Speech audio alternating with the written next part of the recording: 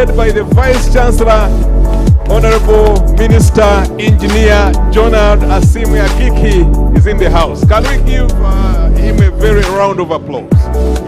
Thank you so much, Honorable Minister, for making it must. I welcome our Vice Chancellor, Professor Pauline Chibika, and our Deputy Vice Chancellor in charge of Academic Affairs, Professor Joseph Ngonzi. Thank you so much for coming. What we've been waiting for is finally here, and I would like us, without much ado, to rise, for those who are still standing, for the anthems, in that order as guided.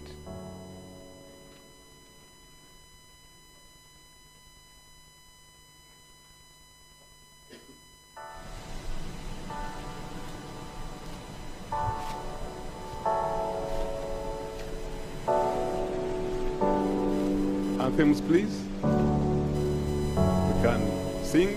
Our PRO can lead. May God uphold thee, we lay our future in thy hand. United, free for liberty, together we'll always stand. Mungu tuomba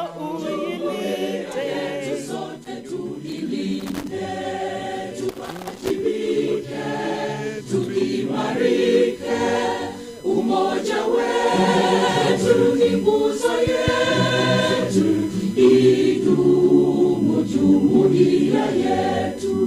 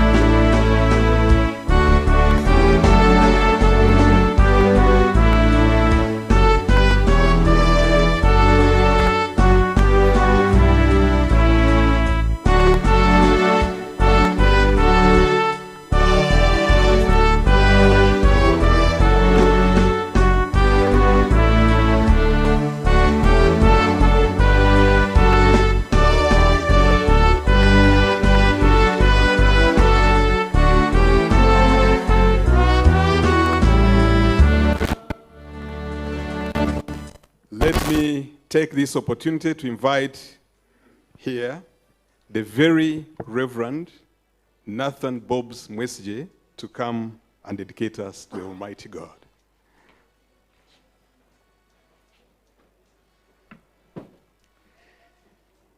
Loving Master, we thank you for this great and wonderful time that we gather here to say thank you, Father. We thank you for the great and wonderful journey mercies you have granted to our chief guest, Honorable Engineer Asiimwe. And we thank you for the good arrangements that have been exhibited in this great, wonderful university under the great leadership of our Vice Chancellor, Professor Pauline. We thank you for the staff. We thank you for this great day. Since morning, we have been going up, down, seeing, observing, just wondering what is happening in this great university. And we thank you for this opportunity, for the minister to visit us, so that most of us have been, come to know what is happening inside here. We normally pass here looking at the buildings, but inside there is a lot.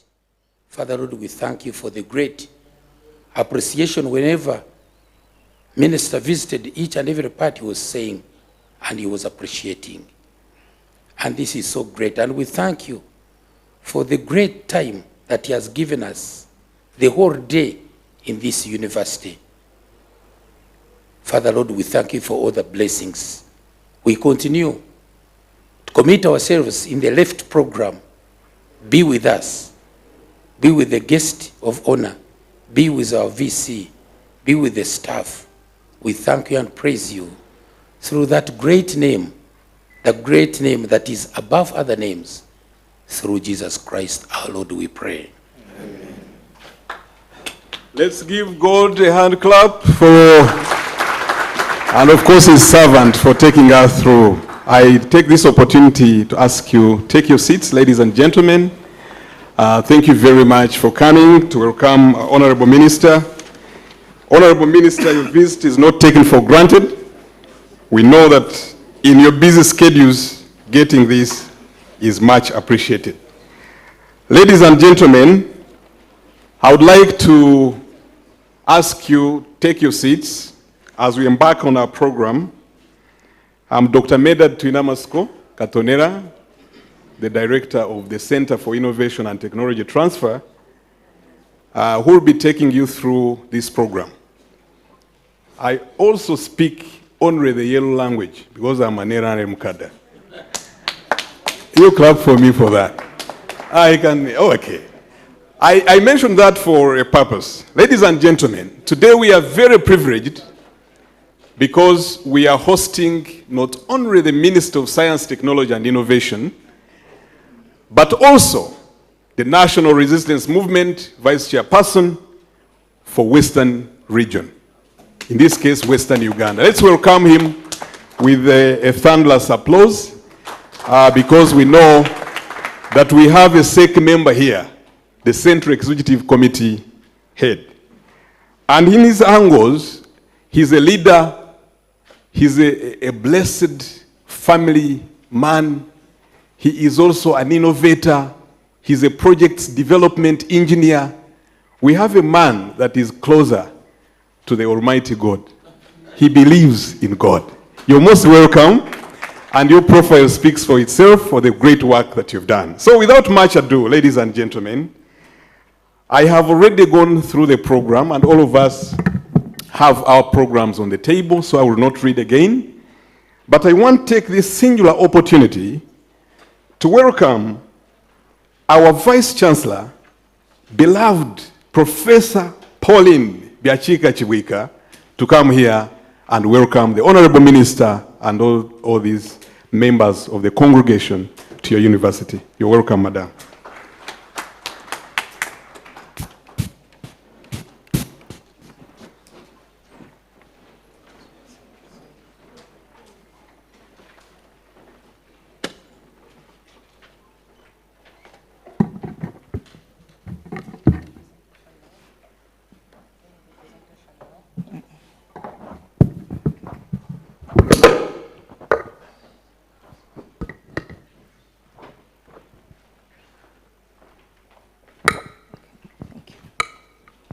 Honorable Minister of Science, Technology and Innovation, Office of the President, and National Vice Chairman of NRM, Western Region, Honorable Engineer Jonard Asiimwe Akiiki,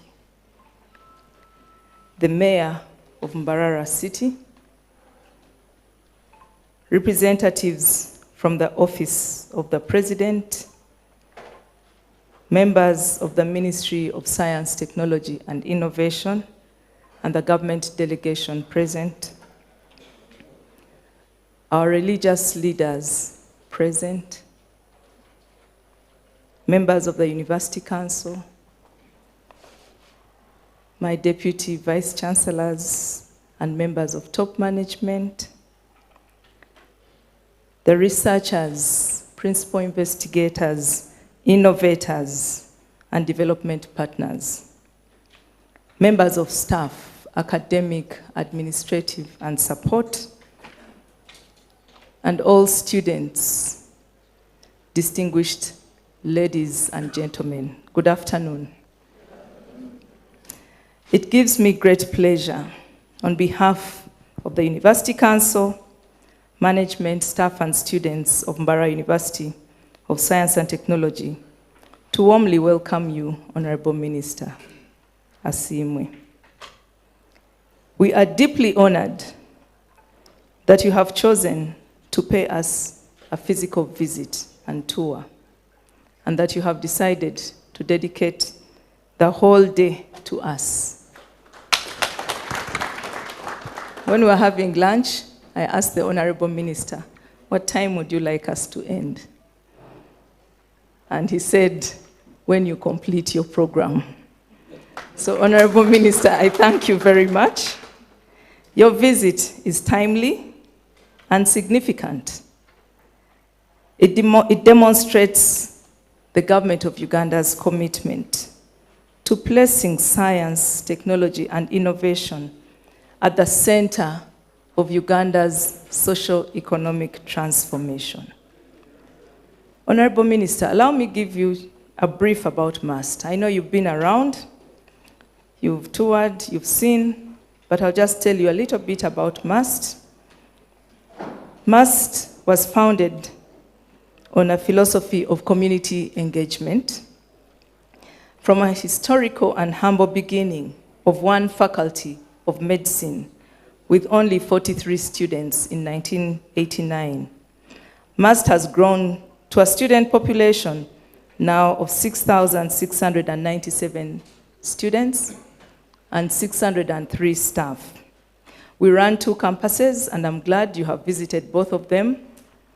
This morning you were at the City campus, which houses 4 of our faculties. That is the Faculty of Science, the Faculty of Health Sciences, which was formerly the Faculty of Medicine, the Faculty of Business and Management Sciences, and the Faculty of Interdisciplinary Studies. Here at Kihumuro campus, we host the Faculty of Computing and Informatics and the Faculty of Applied Science and Technology.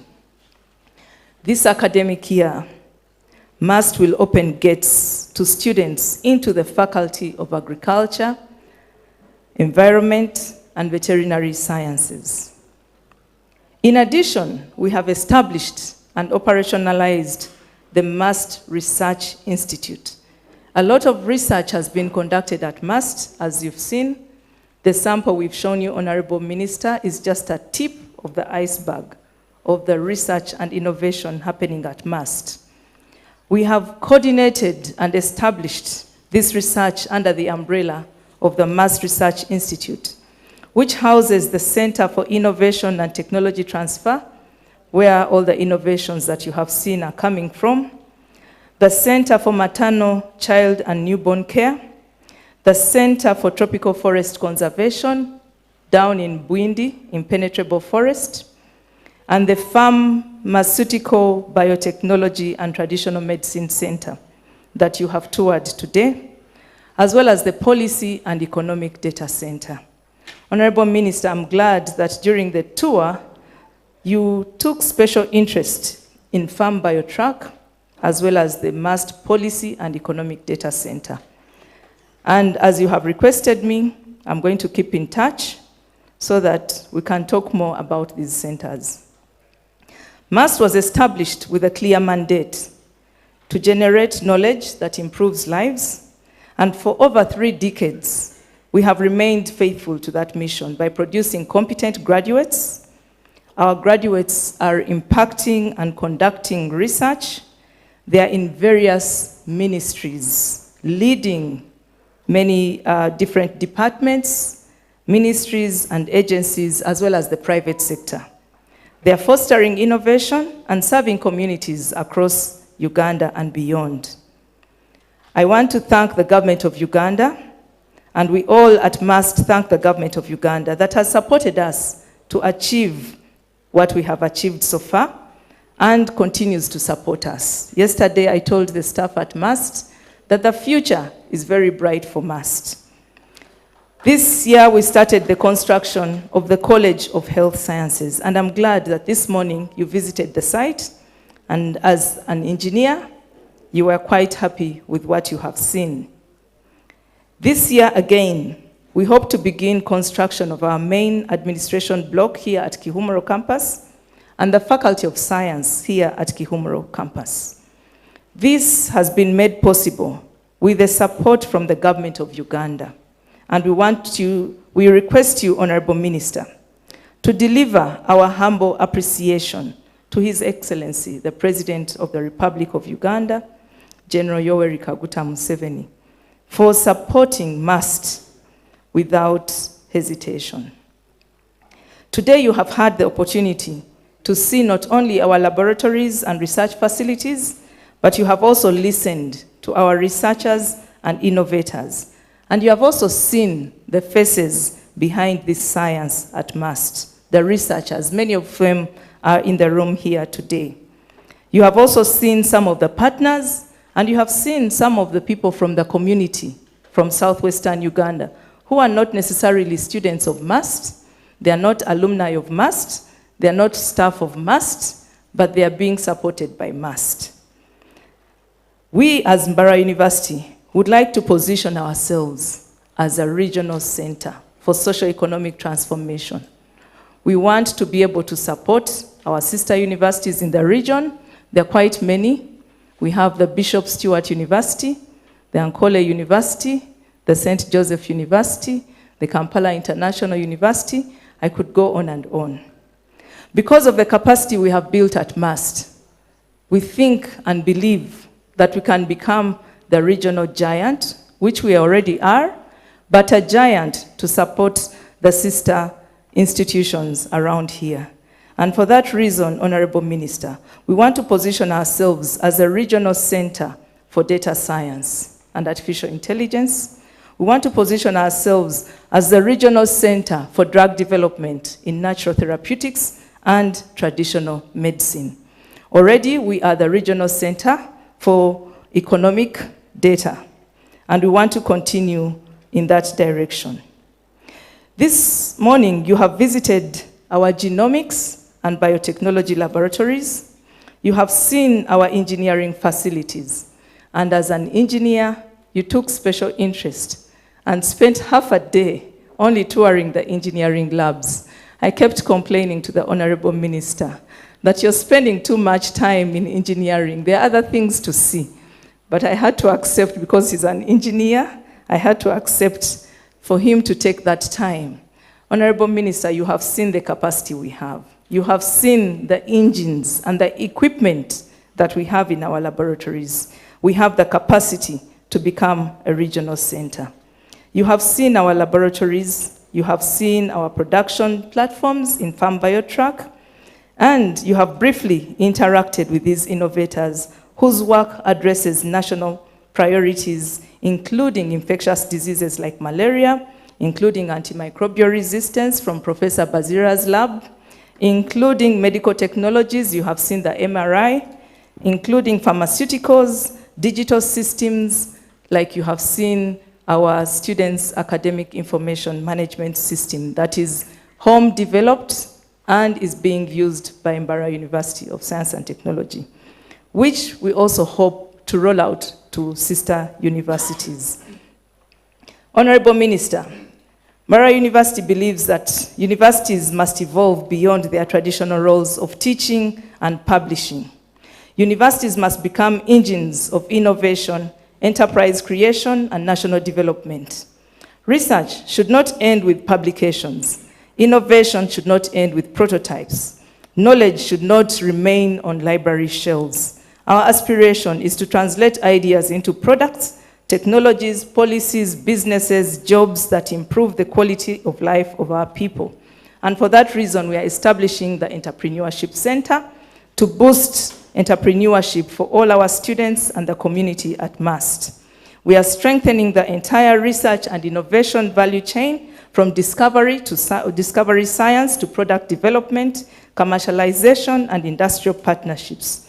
We are particularly excited about the institute that I've just talked about, that is the MUST Research Institute, which will provide an integrated platform for coordinating our research, innovation, technology transfer, product development, and strategic partnerships. We see this institute as a catalyst for positioning MUST as one of Africa's leading intensive universities. Honorable Minister, MUST has been receiving support from the government of Uganda for research and innovation. We have received 1 billion shillings per year for the last 4 years.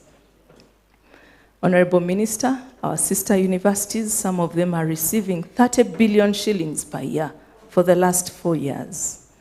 We believe that 1 billion for a university like MUST is extremely little. Moreover, it is shared between research and innovation. So for a year, we have 300 million for innovation and 700 million for research. Honorable Minister, with your support, we believe you can do something about this Research and Innovation Fund for Mbarara University. Your ministry's commitment to supporting research and innovation is already making a difference.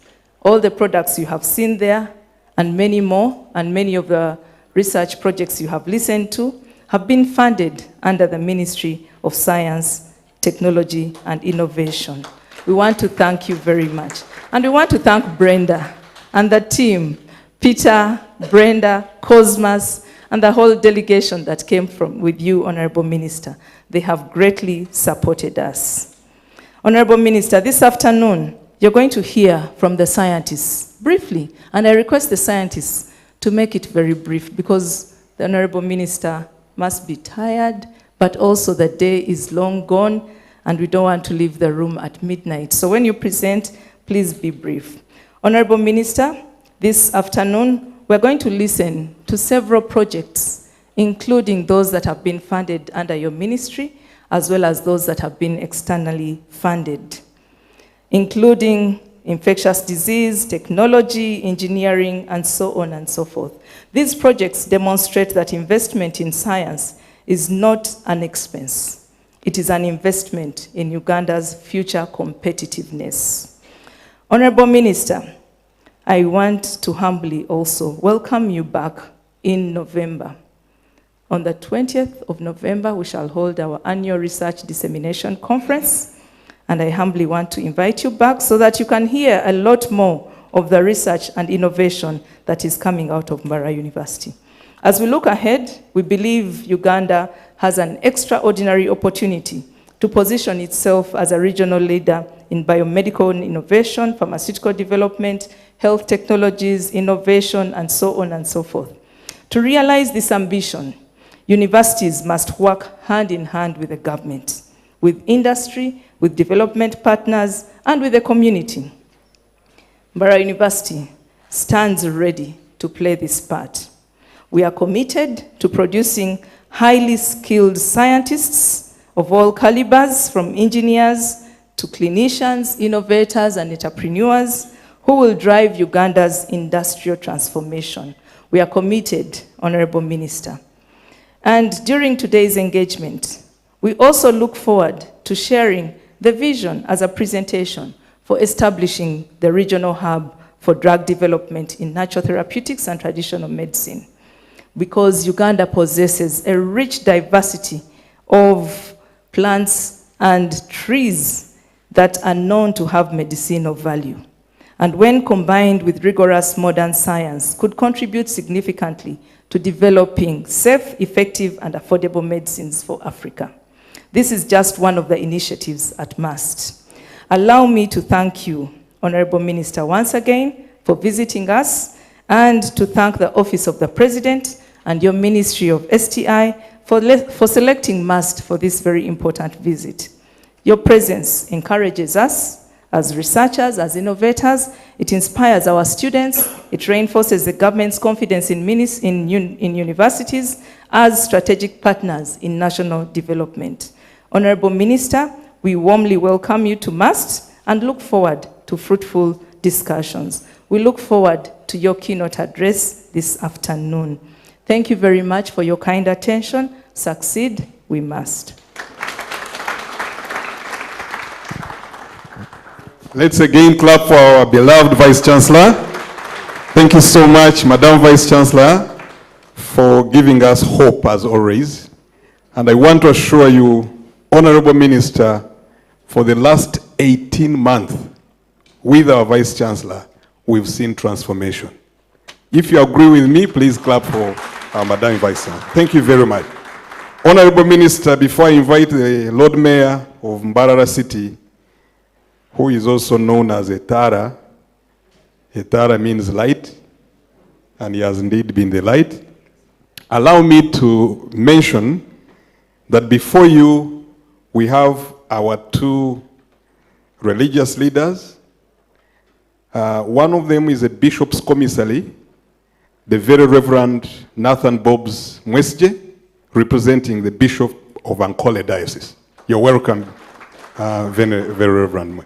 The other one represents His Grace, the Archbishop of Mbarara Archdiocese, the Reverend Father Gevas Sekani Manya, is representing His Grace Archbishop Lambert Binomugisha. You're most welcome, Father. We also have before you the RCC of Mbarara City, and you're most welcome, Madam Kellen. So we have the President closer here with us. We also have our sister institutions. We've been glad that we've been joined by the Vice Chancellor of Metropolitan International University, Dr. Arnie Twejurius, Dr. Andra Inomugisha, the Vice Chancellor of Ankole Western University. We have representation from Bishop Stewart University. We have Dr. John Businje, who is representing Ibanda University, and the principal of Nyamitanga Technical Institute. These are our sister institutions that work closely with us, and therefore with the regionals of Mbarara integration as a regional hub, will be able to support these institutions. So who is coming in now is the representative of the Vice Chancellor of Bishop Stewart University, Professor Gershom, has come to be with us. We also have the different groups of students and staff, the different members of different bodies. We have a very rich congregation. But we also have the National Resistance Movement heads. We have the Mbarara City National Resistance Movement chairperson, Mr. Andre, and of course, veteran politician, Tumwine, who was also the city mayor of Mbarara City before Lord Mayor Kachebes came in. But we have also been delighted that we have the NRM chairperson of Mbarara District. If he hasn't gone, please, you can also wave the Honorable Minister. And we also have our community representatives who have just joined in. So in the interest of time, allow me at this material time to invite the Lord Mayor, Mr. Kachebezi Robert Mugabe, to address this congregation. Thank you. Thank you, Doctor. Honorable Minister, today is not a day for politics, it is a day for science, technology and innovation. And for that matter, you will not talk a lot. The protocol is already mentioned, and I want to thank you for coming to visit Mbarara University of Science and giving us your time. You see, you people, when you don't appreciate a person, and the Vice Chancellor has already invited the Minister to come again here, and you just simply clap shortly, he will not come. Congratulations upon being appointed the Minister of this ministry, and because of the time that you have given it, you will do it better. They clap for you because you have given it time and you have appreciated what the Mbarara University of Science and Technology do. I'm the city mayor and I'm a member of Mbarara University of Science and Technology University Council. I have here the members of the University Council who are here. You can also stand up. Are you here? Yes, stand up. I can see them. Our chair is not around because they are having a baraza over the National Referral Hospital issue, and shortly after here you'll join him. But he was supposed to be part of this. Honorable Minister, and again, who is the Vice chairperson of NRM for Western region, and for that matter, my chairman. Thank you so much for coming and giving us time again. They have already introduced my senior, the chairman of NRM, Mr. Tumwine Wilson. He's also here with us. Ladies and gentlemen, and the RCC, I want to thank MUST, more especially the Vice Chancellor. She has ably put MUST on a small piece of paper, but covering the whole of what MUST is. Appreciate her. And you appreciate yourselves, by the way. Because what she was mentioning and talking about, it's what you do and what you are. And if you know you are not the what, you cannot appreciate it. But to appreciate yourselves. Last, I want to appreciate the President of the Republic of Uganda. Because what we are celebrating today was his dream. That he has to create a university in Western Uganda and Mbarara University of Science and Technology. And people criticized him. I was still young, and even people said, why are you putting a science university there? Those are the actually, nobody could have a church as about to doctor. I would be a very good doctor. I would have been a very good engineer. But those people who are there criticizing, they are the ones that about to run politics.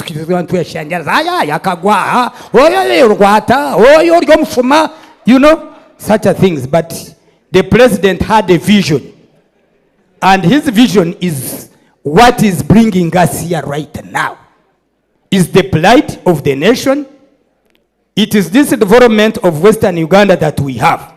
It has produced products. The vice, deputy vice, these are the products. The doctors, the engineers. Hata Mbarara mwendangu president abakoreji. Tine chinde chako basa kora ni chechu chako zile musime mutero mungaro zamani.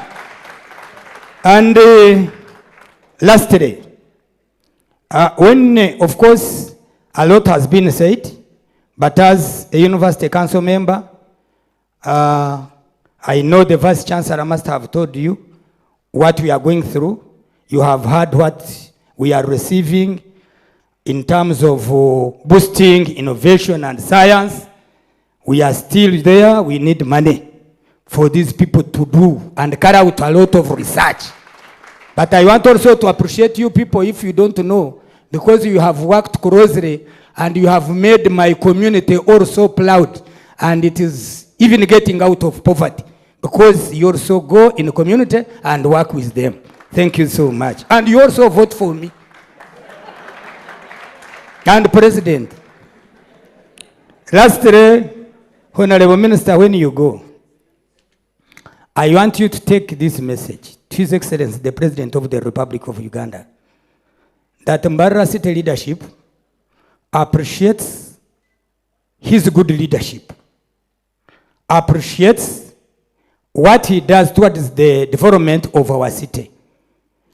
And we appreciate the security he has provided for us as Ugandans, as East Africans, as Africans, to make sure that all these fruits we are having, nobody touches us.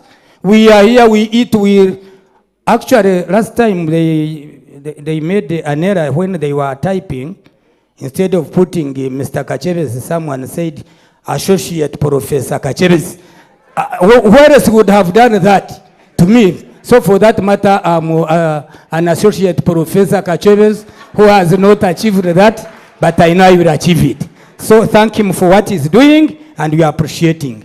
And we wish you the best in your office, and we know and trust that really you will do better, and our university is going to shine.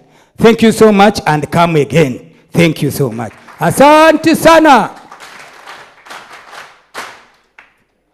Ngariche nchuri. Yongeza tena. Thank you very much, Lord Mayor. I know when he gets a microphone, he really speaks. That's why he was able to chase someone who had just come to stand with him. I haven't mentioned that, but he's saying the dog. But I haven't mentioned it. So, ladies and gentlemen, we are now delving into a very practical session of understanding what it has been for MUST, with little funding, but more impact. Like I told you, the minister's visit, as he's going to mention, is twofold, as he had communicated. To appreciate the innovation ecosystem of MUST, but also share his strategic agenda in achieving an innovation, knowledge-driven economy. And we are behind you, Honorable Minister. We are going to make sure that agenda is achieved. So let me kindly request, because we are now going to make projections,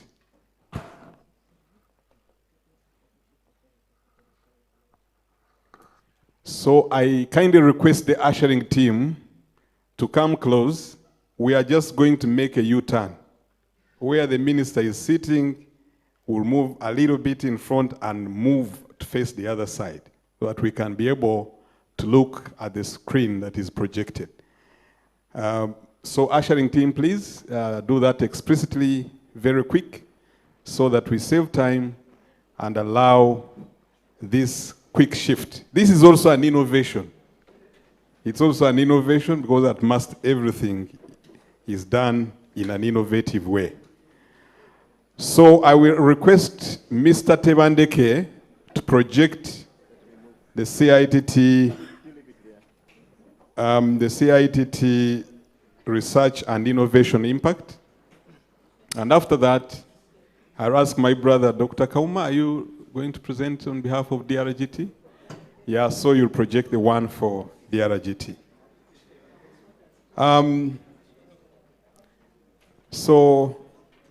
Team, thank you very much for creating that. We also have some space here, so for people that may want to sit in other chairs behind, where the Honorable Minister is. Okay, thank you very much for that innovation. It was a U-turn. And my fine art teacher at some point used to say, every mistake is a design. So we can't get anything out of anything. So allow me, in the interest of time, Honorable Minister, to take you through the impact of research and innovation funding from the government of Uganda funding for the period of time that we've had this funding. Honorable Minister,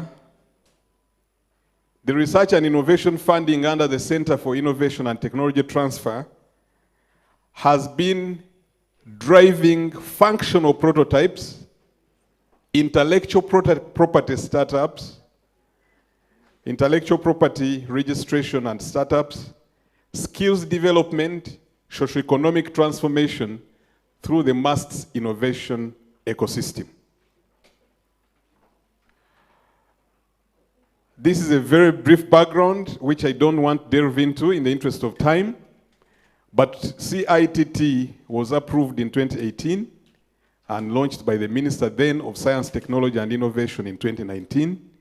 It's a platform for innovation and skilling, coordinates innovation, technology transfer, commercialization at MUST. This is our envisioning to become a global center in affordable technology innovation and commercialization, skills development, and entrepreneurship. Honorable Minister, this is our journey after receiving the government of Uganda funds. We start from ideation, we move to prototype development, skills development and experiential learning, commercialization, manufacturing and technical services, and also technology transfer. Our vision is focused on a knowledge-driven economy.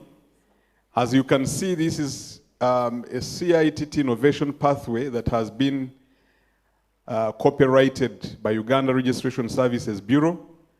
So we have the first phase of prototyping and technology development, where we appreciate bold ideas, take them through a stage of prototype development. We move to business development, product development, business development and impact, and finally we lead to a knowledge-based economy that is characterized by increased employability, high impact businesses, and social well-being. The second part, Honorable Minister, is the one of manufacturing, contract services, and commercialization, where we've been working closely with our industrial partners and small-scale holders. Like recently, we engaged the small manufacturing team of blacksmith that we want to work with and develop their small manufacturing processes and get products out of that. So here we partner with industry and make viable products. The last pathway is experiential learning, practical skilling, where we run a micro-credential approach. We identify short courses that are based on societal needs, develop them, train the youth, but also help them to generate products. As you can see, the angle goes up to the product development, and then we lead to a knowledge-based economy. So these are the three pathways through which the Center for Innovation and Technology Transfer operates, and this was facilitated by the government of Uganda funding. So the key milestones in 2022-2023 financial year, we received the first foundational funding, which has helped us to move to pipeline growth, move to translation, where some of the products have actually been validated on the market and are ready to be commercialized. Some are actually commercializable. And then the last part in 2026 has been more of the impact pathways. So this is mainly the summary of what has come out. Very many bold ideas, very many functional prototypes like you saw at the exhibition ground, a number of startups I'm going to summarize, and also the national impact contribution to the tenfold growth approach of our economy and National Development Plan 4.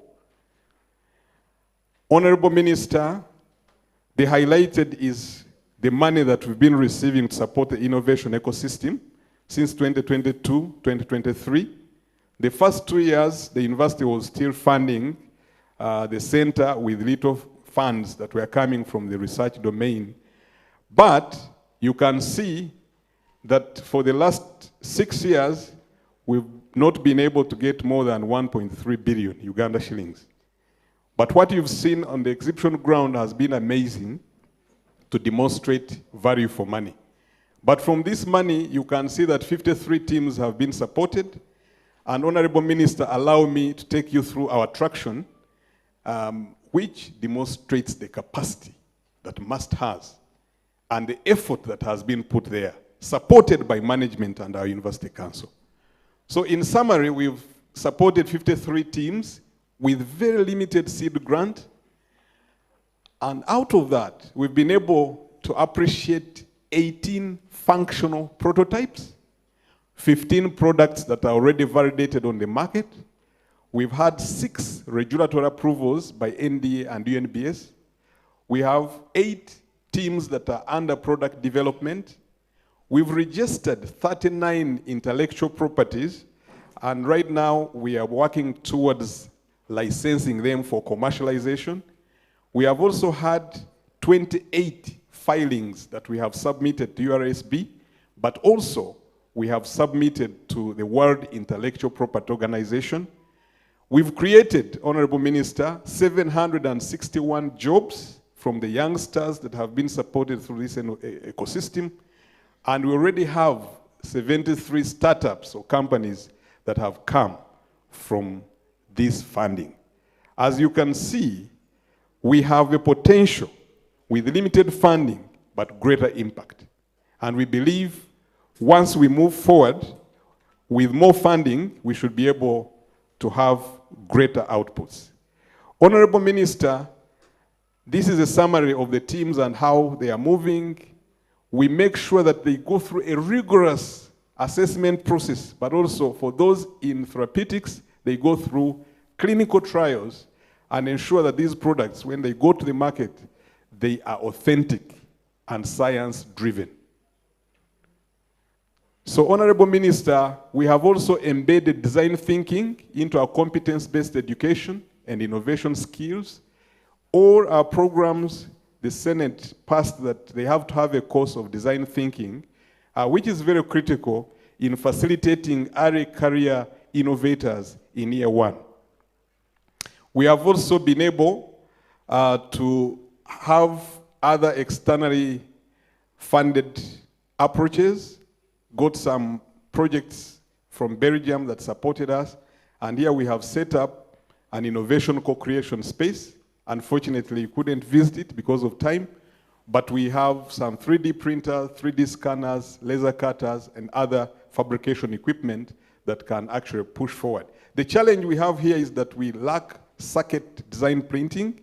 Our innovators have to go to China in order to access some of these machineries. So we are hoping that if we get some of these along the way, we should be moving forward into technology development, fabrication, and manufacturing at MUST. Building institutional infrastructure and technology transfer.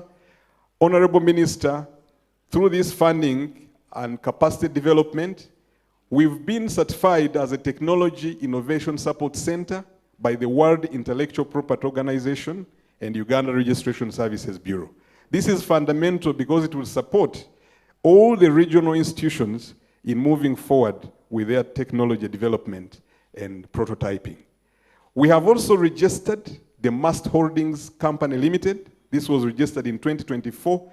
This is a business arm of the university, and all these innovations go through the business arm to have them ready for the market and prepared for the market, working with STI in capacity development, but also financial support.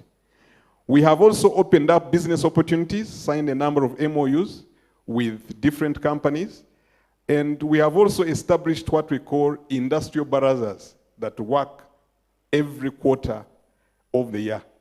So every quarter, we have 10 industrial players that come, listen to our pitches, and our students are able to move forward. So we have a very functional MUST Holdings operational manual, which helps to create ease for our innovators in the region and the private sector. We have also revised our intellectual property and commercialization policy to allow more of this collaboration with industrial players. We have also developed 8 micro-credentials, which are in the pipeline to be certified by UVTAB, Uganda Vocational and Technical Assessment Board. We have strengthened external collaboration through CITT, and these are a number of MOUs that have been signed. And we are glad when the Science and Technology and Innovation Committee of Parliament visited here, they actually appreciated the great work that we are doing.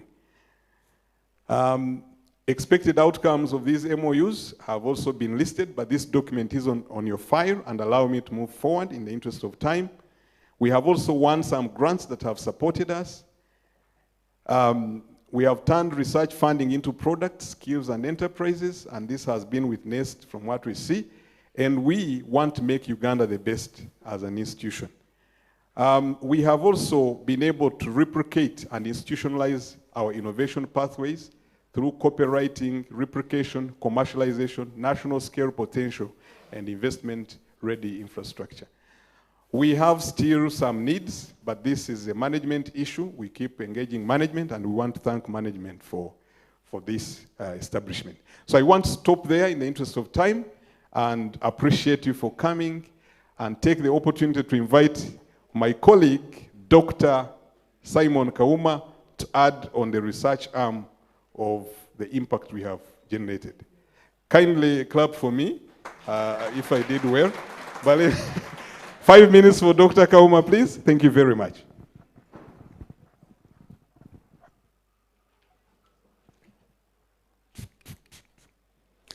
Please roll this project for DRGT. Yes, good afternoon, members. As is projecting, please, protocol observed. Allow me to thank the Honorable Minister for visiting MUST. Thank you very much. We don't take this for granted. So I'm Kauma Simon, Deputy Director at DRGT, and I'm here to present to you output and impact of Internal Research Fund. Before, allow me to appreciate the government of Uganda for availing funds for research. We can't take that for granted, and please send our thanks to the President of Uganda for his love to promote science and Technology. Since 2022, we received the first fund in the financial year 2022-2023, and since 2022 up to date, we have received 2,294,84,2,480 in total as money. And what we do, we award seed grants at most 20M for each applicant.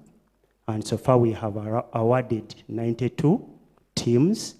And the Honorable Minister, this is a mix where we have male, female, we have junior and senior academic staff, even administrative staff, and members from the Mbarara regional referral staff, where they compete. And then we send the, to avoid biasness, we have external reviewers who do the ranking, which is the best project. Yeah, so. Yeah, now this is the deliverables, what we have so far achieved from the money we get. We have gotten publications in peer review journals, 81 of them, manuscript under journal peer review, 34, prototypes 15. We have models, stock maps, platforms, 9 of them. We have policy briefs, 3. We have book chapters with Taylor and Francis, publisher 1. We have mentoring and training workshop 12, annual conferences 4, and annual symposium. So here is a list of prototype. I may not go into everything. I remember when during the exhibition, one of our prototype career guidance, it is already on Google Play, and people are downloading it. We have the app to follow up the cervical cancer patient, home-based rehabilitation app for physiotherapy patients, and the list continues. For the interest of time, allow me to continue. This is still the list on the prototypes. We have interesting cellulose for manufacturing capsules and tablets. And Honorable Minister, all these prototypes, we always send them to CITT because, to CITT. The models developed, one of them we have the model to detect sickle cell, which was developed by myself, and the list continues. So we've already mentioned we had training workshop, grant writing, quality and quantitative data analysis, writing and presentation of scientific finding, writing policy with all these, because we have to support our staff. Interestingly, among the staff who have been awarded the seed grants, some of them have used the publication generated from the seed grant to be promoted to senior lecturer. Among the staff, 20 of them have written external grants and national grants, totaling up to at least 42 billion. So our prayer, Honorable Minister, with the little funding we are getting from the government, our prayer is that please, we pray that the fund is increased such that we can continue during our mandate of research. Thank you very much once again. You have some seconds. Thank you very much, Dr. Kauma. And we will move forward on our program. Honorable Minister, there are some researchers and innovators that received funds directly from the government of Uganda through STI. I want to take this opportunity to invite them. And the first one to make the presentation in 5 minutes is Professor Joel Wazira. You've been able to visit the genomic laboratory, and he will just mention what he has done with this funding. Thank you very much. Honorable Minister, welcome to Mbarara. When we met in Munyonyo, you said you will come to Mbarara, and I'm glad you have come. Yeah, I'm presenting to you the Lumi DX UTI and Pest Gyno diagnostic and drug that we have developed locally here to address the big problem of antimicrobial resistance, not just in Mbarara, but in Uganda. And this is proudly funded by the government of Uganda. Under STI, they told us we are not PIs, we are venture leaders, because we don't run projects, we run ventures. And so the venture is a pathogen epidemiological studies. Next. Okay. Yeah, this is common knowledge. Antimicrobial resistance is a real crisis. I'm sure every one of us in this congregation has at least a knowledge of a drug that has not worked for them, that used to work but no longer works. These organisms have become very stubborn every day. And I should hesitate to say we are partly the problem. When I talk about antimicrobial resistance, I would say that it is inevitable. It's just like death. We can only, prolong it depending on what we do. If we treat these drugs very well, then this problem will become a little bit bearable. So it's a big problem. I don't want to go through all this. We know it. We now have a new kid on the block, which is the resistance to antifungals. Candida, which used to be easily treated, is no longer easy to treat. So, as I talk here, I also want to make a call to us, because this resistance is more of a behavior problem. And if we improve our behavior, we'll be able to conquer these organisms. There is literally no development of diagnostics in this country. And so the PEST venture is building a platform to address this challenge. What are our key outputs so far from the support from the STI? We've been able to develop 4 antifungal products. One is a pessarate for women. The other one is an ointment, because when you treat women, you have to treat men if it's a fungal infection. We also have an ointment for children. And on that, we also added a gummy, which is also meant for children. We have, in the process of developing this very nice diagnostic for urinary tract infections, because urinary tract infections are very, very common infections in both men and women. And diagnosing them is really a challenge. So we've come up with these tests.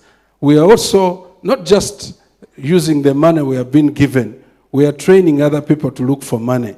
And in this congregation are the young people you see on the other side who won the national hackathon at 300 million. And they are going to develop a kit which detects both ulcers and typhoid. And they are using the platform that we have developed.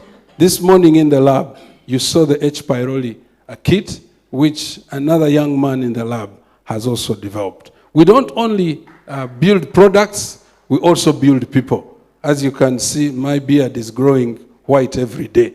I don't think I will be there to do much more. So we build these young people to keep doing this work.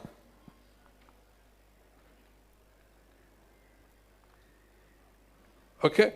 Yeah, we're also building this common user facility that you have passed through. It's a very unique environment, and I think it's the only one in Uganda where you find these 3 labs very close to one another. In many places, you find one lab in one place, another lab in another place, and another lab in another place, which makes life complicated. But this common user facility, which integrates bacteriology, mycology, and molecular biology in one open access facility, is really a very, very friendly facility. And we have supported people. We've supported Kazire, Jena Harbors, Ruharo Mission Hospital. They make very nice eye drops. So we do quality control for them, including also Pearl Diary, and also the STI-supported Schemodam project. Under this system, we have also hosted international scholars to come and see what we are doing.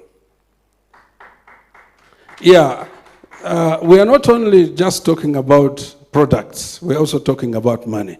We believe that when our products are able to go out, we are going to be able to contribute to the magical leap of $500 billion.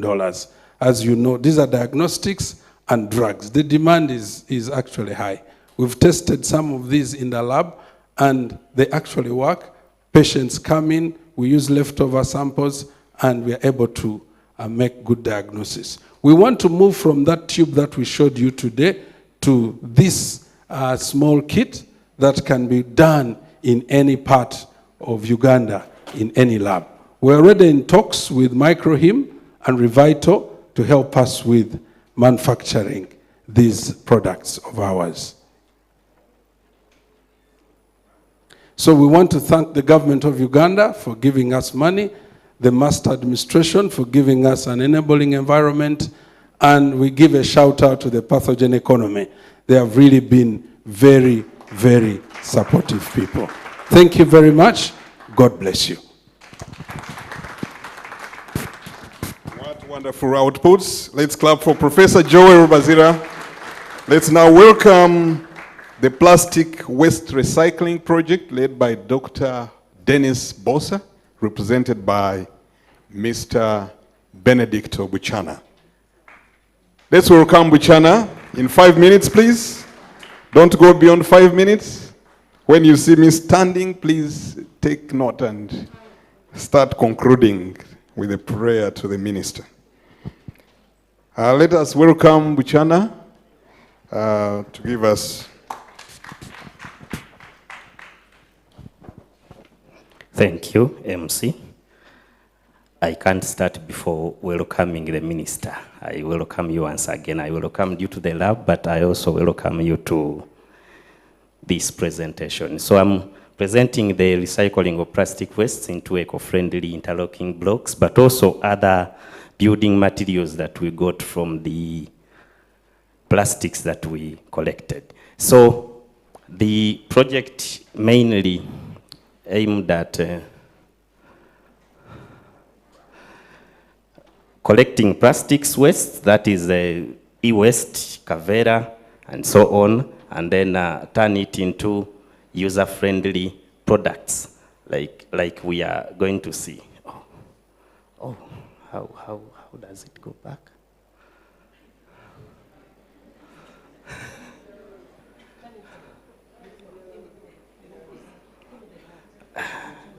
Okay, I'm representing Dr. Bosa Dennis, who is the PI.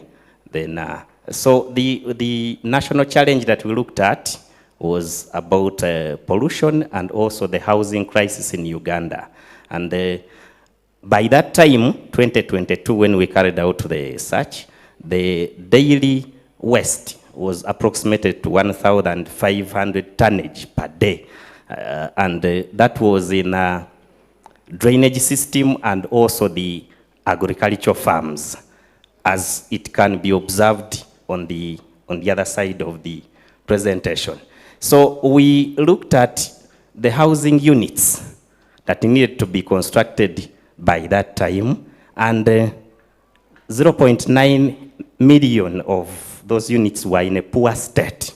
And we saw that our project could at least do something about that. And we also projected that if it had moved properly, in a span of 5 years, it could generate a revenue of around 28 billion USD. So the goal was to set up a manufacturing facility that would produce interlocking blocks, that would produce pavers, roof tiles, and so on, gearing up revenue collection and also generating employment opportunities. We also had our outputs, 5 of them from the 5 objectives. The production, we produced the products, interlocking blocks and other construction materials. We did proper testing to investigate the compression, tensile, the water absorption, fire resistance, and so on. we added a material that was a secret of the innovator, and we had to see how it could impact the products that had been produced. We did a market comparison of the products produced with the similar products. Then we did stakeholder views to investigate how stakeholders were viewing our products. These are some of the products that we produced. The testing in the lab, tensile test and so on, the outputs of the tests, then stakeholder engagement in the other image. Then the impact was looking at waste reduction, affordable housing, and then creating jobs. So we were envisioning the setup of a manufacturing facility, generating revenue, like I told you, then also to roll out the construction of housing and also the schools, UPE and UCE.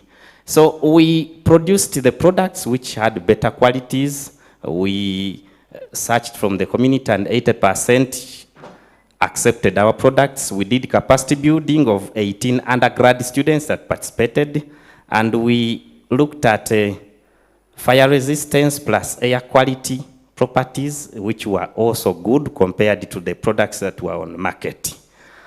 I thank you.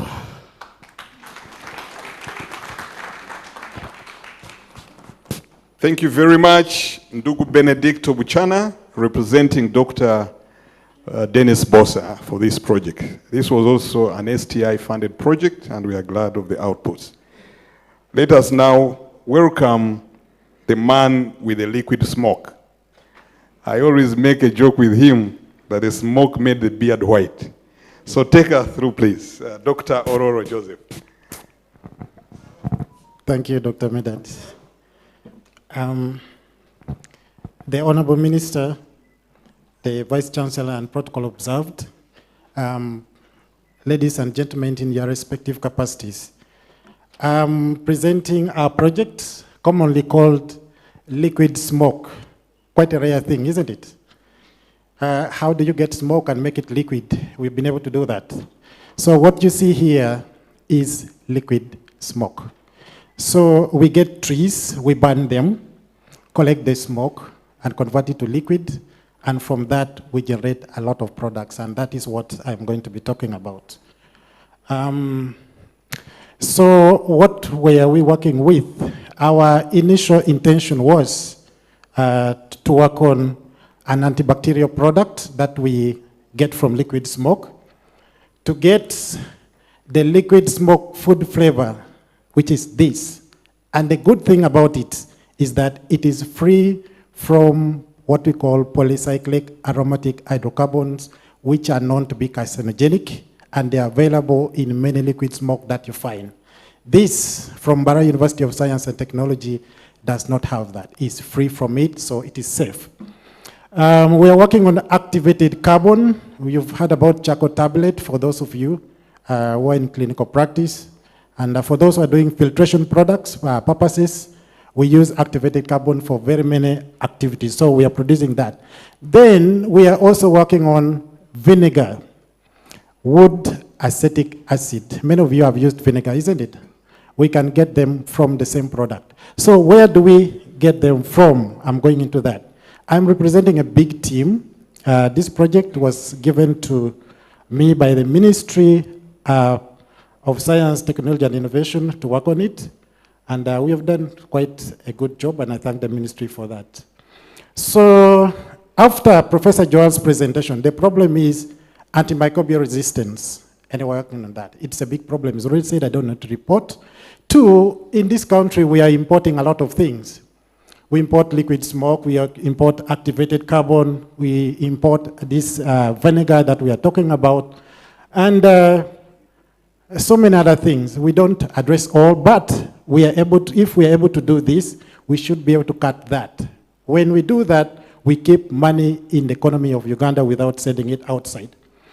So as a result of that, we want to make sure that we don't lose the economic values that we should be able to harness from the trees that we produce locally here. And the jobs, of course, that we should be able to secure for our people. I don't know why this thing doesn't work. Okay, so what do? We get the trees, the eucalyptus, we take it through a process of burning it, and then we get the smoke, we convert it, we do purification process, and then we get products. And the products that we get are polyphenols, which has antibacterial and antiviral activity, the food flavor, the activated charcoal, and the acetic acid. You've already seen some of the products here. And that's the innovation we are doing at MAS. So here you see exactly what we are doing. That is the system that we use for burning the charcoal to convert it into, to generate the liquid smoke. And then we get that, we bring it to the lab, we take it through freeze drying, and then we have to know how much we have got it. Then we take it through processes of chemical separations, and then we are able to get products. Now, these products that you're seeing here, we have already tested it for its antibacterial activity, we have tested it for safety, and just like any other drug, there are lots of things you need to know about your product. You need to know how much of it kills, we need to know how safe it is for both males and females, and because of some other information that we are told, we also know its safety among people who are hypertensive because we tested it. So about its antibacterial activity, this is what we've been able to see. If you can see, we now already know that this product has activity against gram-positive bacteria. And these are very not easy things to deal with. The clinicians can attest to this. And we see very good activity there. And this is what we are following up. So it is completely not active against gram-negative organisms. And we did tests for its safety. Any product that is mutagenic is possibly carcinogenic. So we are very sure our product is not mutagenic because we have used the EMS test to test for that, and it has passed. So this is the product that you're seeing here, which have been produced, the liquid smoke, and its safety is guaranteed, and these are the data we are going to submit to UNBS. We have tested for heavy metal concentration in the product, heavy metal load. You have to know how much it is. And if you can see here, everything has passed. It's quite below the recommended limit set by the US pharmacopoeia, which we commonly refer to. So if I could say, out of the products we are working on, liquid smoke food flavor is ready to go to the market. We only need certification processes to be able to take it. Antibacterial product, we are close. We still have some ways to go. Developing a drug is not an easy thing, but we know what we are doing, and we know the chemical composition of our product. That's the good thing. Many products in this country are not known by their chemical composition. We know ours very, very well, and we know what we need to do. We anticipate that once this product is developed, the whole chain of the liquid smoke, we should be able to develop to create 68 permanent jobs, 102 indirect or induced jobs, and a total of about 170 people employed. And that will generate a lot of money for the government in terms of tax, and then, of course, pay as you earn, that people will be able to pay. Thank you, I'm about finished. So we want to do the scale-up, and this is what we anticipate to be the cost of doing the scale-up of the liquid smoke production process. And this is the cost of scale-up for the activated carbon. We have all the processes well established.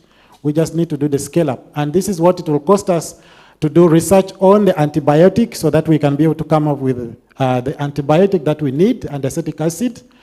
And so we are projecting up to about 30 months, 36 months, if we are funded to be able to establish some of these things that we need and equipments that we require. Some of these we are going to do reverse engineering because we have learned that is the only way to go. Thank you very much. I like the last statement. Thank you very much. So let's clap for Dr. Ororo Joseph for bringing the science to life. We have two other presentations, and I will now invite, he has come, he's a man of action, Dr. Jimmy Angupale. Let him take us through the antimalarial tablet. Thank you very much, Dr. Medad. I want to stand on the already established protocol. I'm going to take us through a project. It's called Venture. Waiting for slides. So it's called Novatem Venture, which is titled as a pilot scaling of pharmaceutical grade excipients and development of viable Novatem and malarial products. We are funded by STI and the pathogen economy, and I'm just representing a bigger team of over around 10 people. I think some are in the room. So the problem we are looking at, I think this has been a common issue already when we talk about importation. Now, for the case of pharmaceutical industry, we know that the pharmaceutical industry plays a very vital role in building a resilient healthcare system. Now, the pharmaceutical industry manufacturing in Uganda, I think in Africa as a whole, is more like a assembling area where most ingredients have been imported. So, and this we saw in COVID how it was going to affect our industry, because we are practically importing ingredients, including what we call excipients, the APIs. These are active pharmaceutical ingredients. So all these would actually cripple our manufacturing system and make us vulnerable to manufacturing. So, and of course, importation affects our trade deficit. As you can see, I think this is a very recent data by April 2026. The trade deficit just in East African region, our country trade deficit is around 128 million US dollars. So, of course, there's also been law incentives in development of ingredients. I'm not talking about manufacturing, assembling, but manufacturing of ingredients. There's been law investment in that area. So, what the Novatem Venture has been set out to do, has been our goal has been to develop commercial viable versions of Novatem and malarial prototypes, pharmaceutical grade excipients, and set up a specialized facility for natural product formulation studies and production in Western Uganda, which would contribute 4.1 billion and create over 13,000 jobs by 2040. So our specific objectives were to develop these prototypes. I'm glad the DRGT already mentioned something about microcrystalline cellulose. So if you look at the Novicell and Novagam, these are excipients that we developed using, the research work was funded by DRGT, small grant. So this part, we are supposed to scale up the production of these ingredients. Then the second objective is to strengthen the already existing farm biotrack, product development and production facility to the state-of-art center or hub for drug formulation studies. So this is our innovation stack. I think those who visited were able to see the process, how we move from, how we convert raw materials like cassava, tubers, sugarcane bagasse, herbal materials into either excipients or into bioactive extracts. And how these extracts are converted to tablets or capsules and other standardized formulations, or how the excipients can feed into the pharmaceutical manufacturing before they are approved and launched to the market. And all this is anchored on a very strong farm biotrack product development and production facility, which is also under this project, under this venture, undergoing regulatory approval process. We want to have GMP certification and ISO certification of this facility. So this facility is also anchored just on a small slogan that we innovate locally, produce locally, but impact globally. So these are our key outputs. I think Honorable Minister has seen some of this already before. And so even the impact in terms of the jobs and revenue, the industrial value chains that we are contributing in, I think these are some of the impacts that we have been having in the communities, building capacity of herbalists, and also our team in things of GMP and ISO certification processes. So this is the opportunity. We've seen how big the market is for scale up of this project. We are really grateful to the government for the first phase of investment in this venture. We look forward to more funding to be able to scale up this venture. More importantly, we really need a GMP large-scale facility. Because you saw how we are managing the small space that we have there.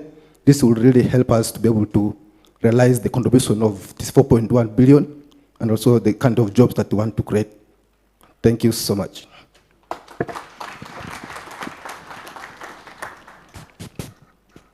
Quite impressive research at MAST. And we want to thank you, Dr. Jimmy Angupale and your team for steering this forward. So the last team, I want to invite Dr. Kauma, take us through the Students' Information Management System.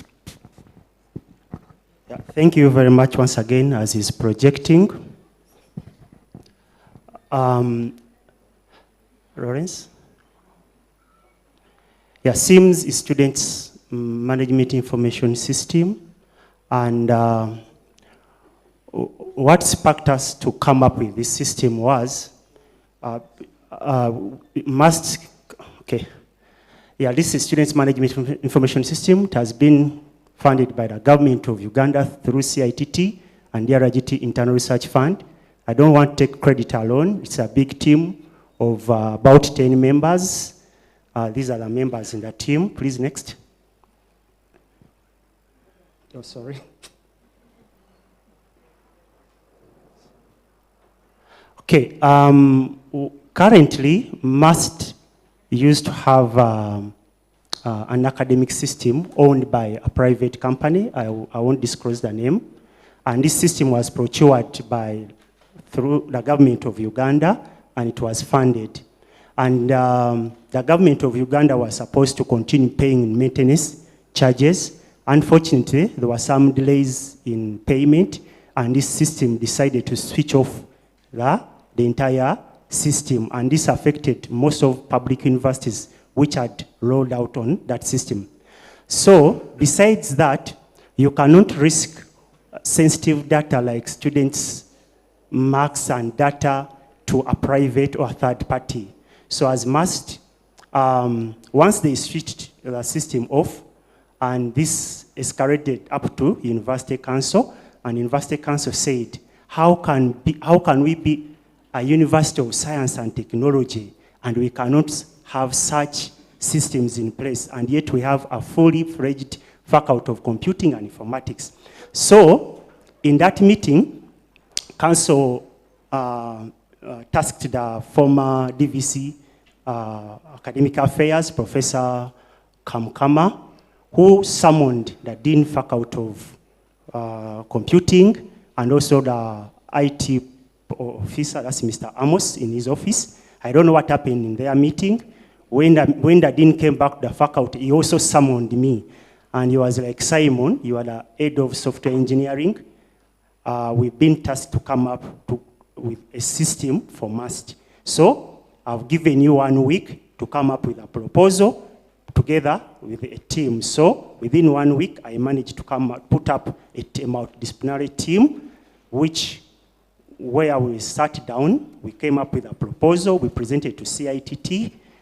They granted us the first money, about 16.5 million. So we started developing the system. And we continued getting more money to a tune of about 94 million from CITT and DRGT. And the system definitely does from application process, that's from a student apply online, the student pays the money for application, the system does admission automatically, it does registration and enrollment, lecturers enter marks, transcripts are generated up to the graduation. It covers the entire process of the system, of the student. Now, what are the economic impact? As I told you, although we are paying these guys money, a tune of about 140 million, they were not ashamed. They were very unprofessional. How can you switch off the system? So, We are paying about 140 million. But as I speak, the system rolled it out 2 years back, and the staff members here who are teaching, they can testify it's a very good system. We can now save close to 70 million. And I do believe that even as the number of students, because this private company was charging per active student, even we are going to charge the staff who are using the system. But as the numbers grow, we do believe that MAST is going to save a lot of money, and this money would be channeled to facilitate like improvement of internet, better teaching facility, and as it will be a source of income generation, we hope that our sister universities here will take on the system. In fact, through CITT, we already have clients who want to take the system. That's Professor, so Dr. Medat can testify on that. So how can we scale the system with money given? We hope that we shall add the library module, we shall add the learning management system, we shall add the hostel module, we shall add the HR resource system, evaluation, students evaluating lecturers, and so on and so forth. We already have a copyright. I thought I would share this, and when you see, it is under MAST. MAST is the owner, and that's what we wanted, and now our team is very proud of that. We are not going to suffer anymore. Thank you, and I want to thank top management, because even after the money got finished, top management continued supporting us. Thank you, Professor Beachik and your team, and I hope that the Honorable Minister, we can always, we pray that you give us more money, and my prayer is that we have been teaching computer science and software engineering, Makerere is teaching, MAST is teaching, all those public universities. And it's very unfortunate at this time that we still import systems. I think it's high time that policies change and we really, really try to use the expertise we have in Uganda. Thank you. I don't know if I have 1 more minute for demonstration. Please, Lawrence, please project system. I'll just take you through quickly.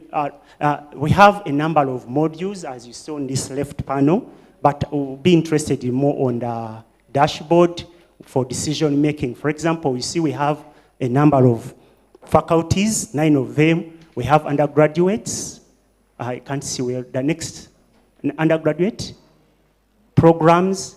Those who have applied this year, close to 13,220 students, and so on and so forth. So it's really a very, very good system. For interest of time, definitely I cannot demonstrate its functionality. Thank you very much once again.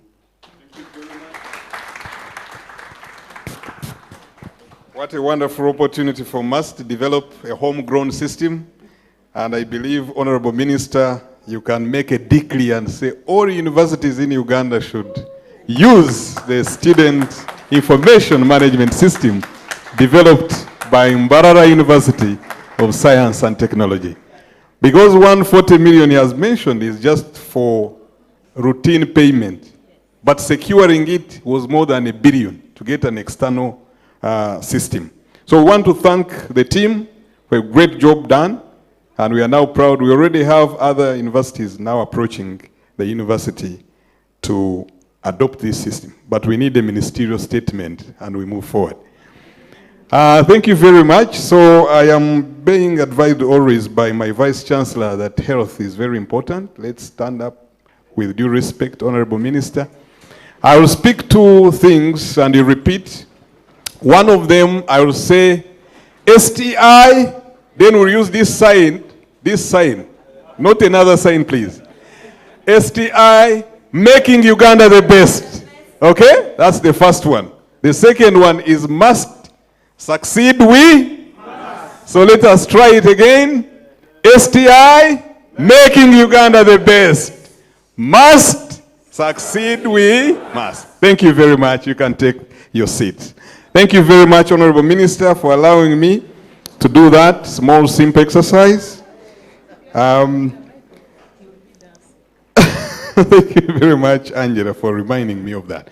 So let us now move to externally funded projects. There are just 2.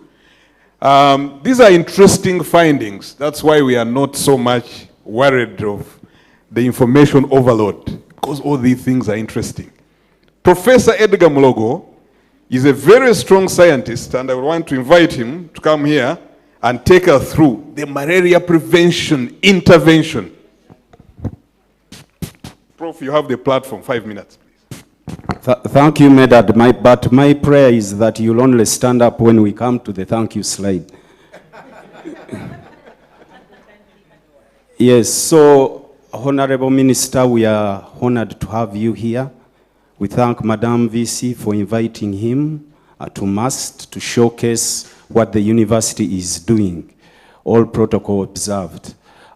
This evening, I'm making a presentation on what we call permethrin-treated baby wraps, transforming an everyday cultural practice into a malaria prevention intervention.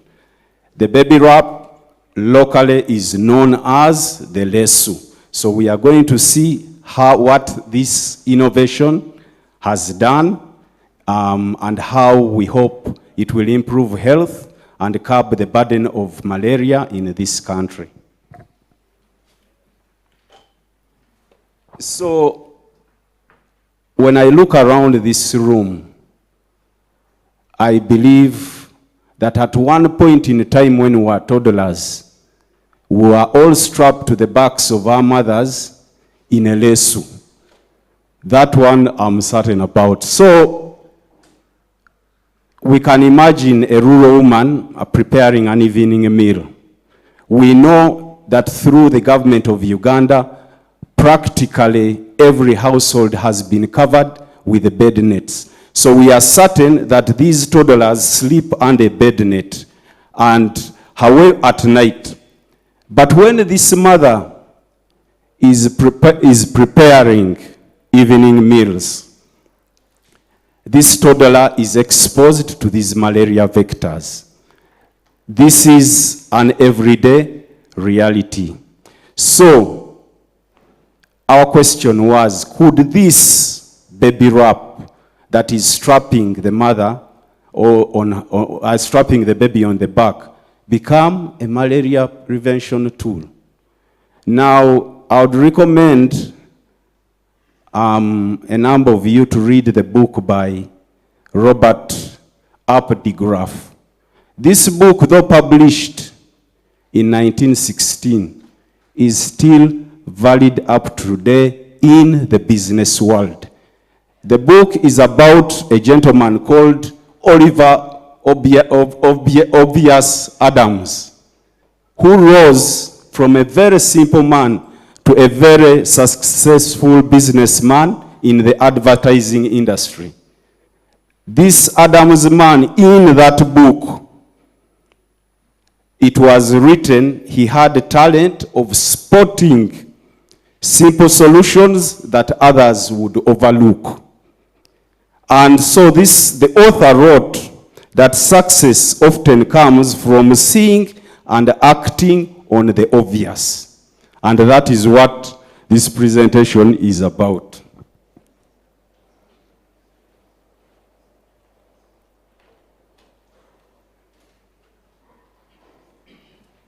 So of course, with regard to the national challenge, how do we protect these infants beyond these bed nets that we have distributed and ably covered in all households?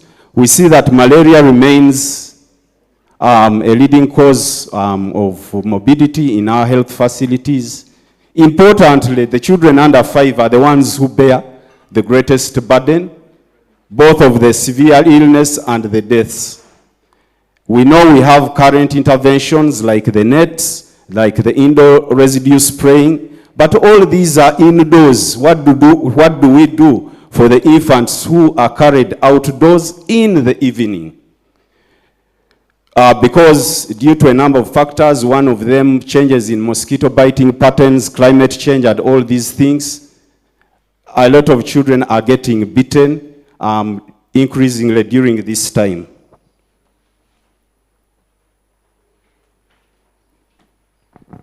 So, what was the innovation we are talking about? The innovation, as I've said before, is transforming that cultural practice into a disease prevention tool. And why are we calling it an innovation? We are calling it an innovation because there is already an existing cultural practice, carrying our babies on the back. It protects the children outdoors. It is acceptable to the people who use these lesus. It is of low cost, and it is very easy to distribute. Okay, that is why we visualize it as an innovation, and it is not replacing the nets. We have said the nets are used indoors. We are hoping that these lesus or baby wraps will be used outdoors when the babies are susceptible to bites. So we did technically what we call a random controlled trial, where we had 200 women with their children in one arm, where we gave them lesus that were treated. You can see in that picture they are being treated. And in the others, the lesus were not treated with the chemical. So we did this in Kasese district, and we were doing monthly retreatment of these lesus. They would come in with the lesus, we would retreat them as you are seeing there. And we followed up the mothers and their babies for 6 months.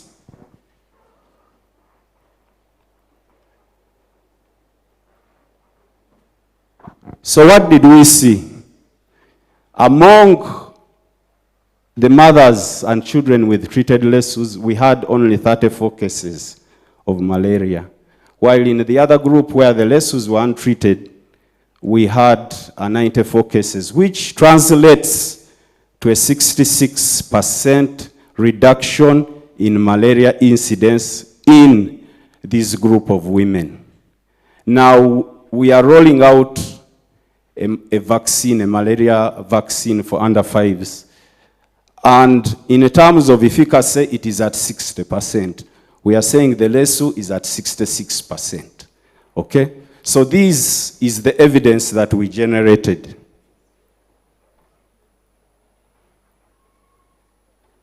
So what does it mean in terms, well, why is this innovation important? It has health impacts, it has household impacts, it has health system impacts, and it has a national impact. Just to quickly run through these impacts, we know it reduces malaria illness, it will reduce hospital admissions, it will reduce anemia in these children, and of course it will improve child survival. At the household, we expect that treatment costs will be lowered.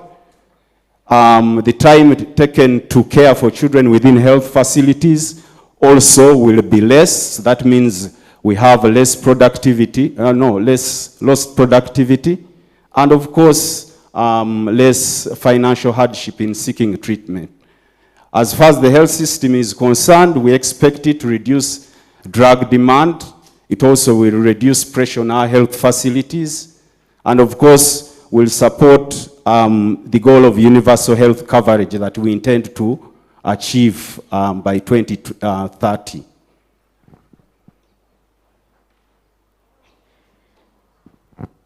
In terms of scale-up, potentially what is the implementation pathway? We know that Uganda already has an existing textile market, okay? We know that the lesus are generally used by our women. We also know we have platforms within the health facility at antenatal care, at immunization care, at the village level, where we can actually distribute these factory-treated lesus once produced by the manufacturers. So that just shows how we can cascade or scale up the use of these lesus in this country. One small innovation, one big opportunity. In conclusion, in public health, we say that the most successful innovations are those that protect people without asking them to change who they are or how they live. Our vision is every newborn receives a treated wrap or a lesu when they are born, and at immunization services. This innovation has been highlighted in a number of global press fora, and we really look forward to rolling this out in Uganda, in Africa, and wherever the lessons are used. I remain Edgar Mugema Mulogo. I work with the Department of Community Health as a professor of public health. Thank you for listening. I think, Prof, I haven't broken the law. I understood when you said thank you. Let me invite my boss, Professor Pauline Byachika, with a hand clap, please. Thank you, Medad. Honorable Minister, I'm going to present to you a snapshot of the epidemics research we are doing and planning at Mbarara Regional Referral Hospital as Mbarara University of Science and Technology. Next slide. So the first one I'm going to talk about is the adaptive platform trial for evaluation of drugs for treatment of Ebola. I'm sure you have all heard about Ebola. Ebola virus causes the filovirus disease. Currently, there's an outbreak of Ebola, Bundibujo virus disease. Filoviruses remain a lethal, unpredictable threat. They have caused over 40 outbreaks worldwide with over 11,000 deaths. The case fatality rate ranges from 25 to 90%. The ongoing outbreak is caused by the Bundibujo Ebola virus, which has a case fatality rate of about 30 to 50%, meaning 30 to 50% of all cases that get the disease die. The other virus, Ebola virus Zaire, has a case fatality rate of close to 90%, meaning if we all got Ebola here, 90% would die with Zaire disease. There are no approved treatments that have been shown to work for the Bundibujo Ebola virus. For Zaire, there are some treatments, but for Bundibujo and Sudan, there are no treatments. Why are these treatments very hard to develop? Because the outbreaks are unpredictable. They occur at timings when we are not ready. The health workers are at very high occupational risk, so they fear to go in there. The trials often start very late when the outbreaks are ending and we don't get enough numbers. And the findings from single outbreaks are rarely conclusive. So we've decided to set up these adaptive platform trials for readiness for outbreaks. And in this outbreak, we have already rolled out the trial in DRC, and we were just about to roll it out in Uganda, but the numbers, we don't have patients currently. This is a live pipeline for discovering new therapeutics. I have to point out here that these therapeutics are all coming from abroad. We need, Honorable Minister, to facilitate scientists locally to develop these drugs for these diseases. Research and innovation and drug development for diseases that affect the low and middle-income countries needs to take place in our countries. Because the drugs are being made by countries where the diseases do not exist, and accessing them is very difficult. You saw what happened during COVID to the vaccines. It was very difficult to access them. Similarly, these drugs are very difficult. We're importing monoclonal antibody from California in the US. It's very difficult to come by. We have the small molecule antivirals, which include remdesivir, obeldesivir, galidesivir. These are manufactured by Gilead, very difficult to come by. We recently got a donation from Gilead. But accessibility, the drug manufacturing companies will bring them for us to conduct the clinical trials.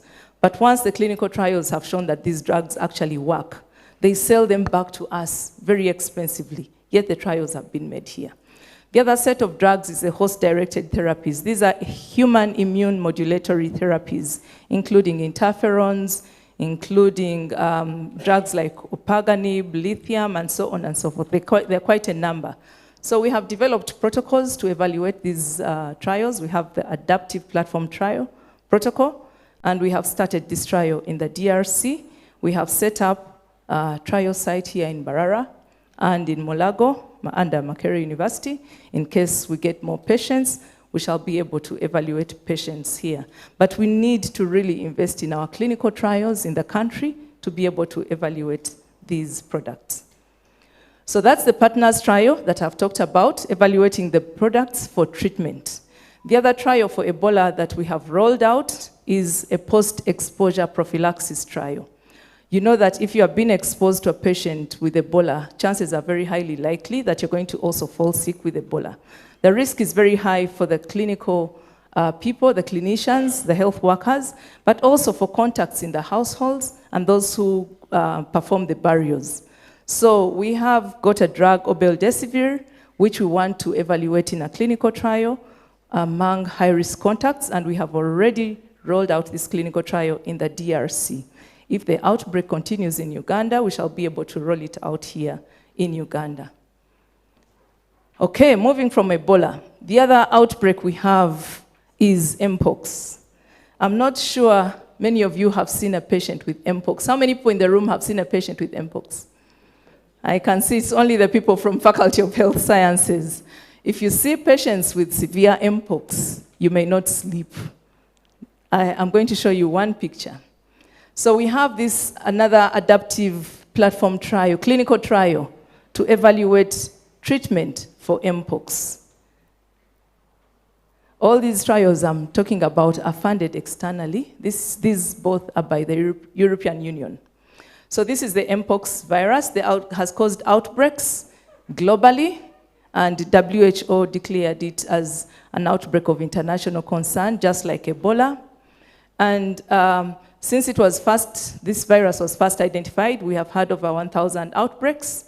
The country accumulated over 4,000 patients to nearly 6,000 confirmed cases since the outbreak started in July 2024. So this has been happening in Uganda since July 2024. There are 0 drugs tested and evaluated and confirmed to work for Mpox. There's no treatment. So we are evaluating treatments to see that we can get something that actually treats treats Mpox disease. For the same reasons that we haven't found a drug yet for Ebola, are the same reasons for Mpox. So the national challenge here is that Mpox has emerged as a significant public health challenge in Uganda due to recurrent outbreaks. These patients are out there in the community, especially, of course, amongst the sex workers, because there's some sexual transmission. Uganda has experienced sustained human-to-human transmission. A mother will transmit to a child, to the husband, and to the health worker, and so on and so forth. And these cases have been reported in multiple districts as we speak, and they are still occurring. There is limited high-quality clinical evidence on effectiveness and on the safety of oral antiviral therapies. But we are currently conducting a trial with a drug called brincidofovir to see if it can actually treat this disease. So that's the disease over there. For those of you who haven't seen a patient with Mpox, it can be worse. When you look down into the pelvic area, the genitalia, it actually is very bad. Men have lost their organs, their male reproductive organs. For the females, it is bad.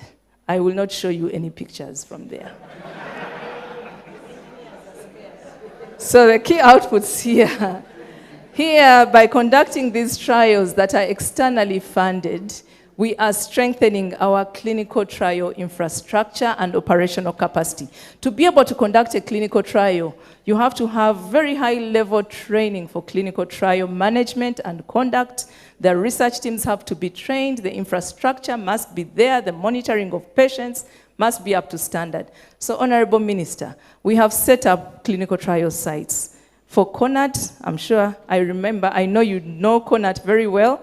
The clinical trial site is in Mulago, under Makerere University, for which I co-direct. We have set up a clinical trial site in Mbarara. Brenda, I'm looking at you. And we are looking forward to rolling out CONAT and decentralizing CONAT to these other centers. So we've also established capacity for pharmacokinetics and pharmacodynamic studies, as well as biobanking for biological samples. And I hope we can utilize this capacity. We also see increased institutional expertise in emerging infectious diseases research. These diseases occur in our world. They do not occur in North America. It's in Europe. The cases that occur there are imported from Africa. You have heard the stories, the patients that recently had Ebola. So we have to really raise our capacity to be able to solve problems, to find local solutions for local problems. These have also enhanced collaborations with international research partners, and on the socio-economic impact, these trials have significantly strengthened MAST's role as a regional leader in clinical research on emerging infectious diseases. The study has also built sustainable human resource capacity. We have a clinical trial team tested and trained and tested. It is increasing the university's ability to attract future research funding. I'm sure after this, we're going to attract a lot more funding from European Union, from the NIH, and so on and so forth, and we'll be able to build long-term institutional growth. Thank you very much for listening to me.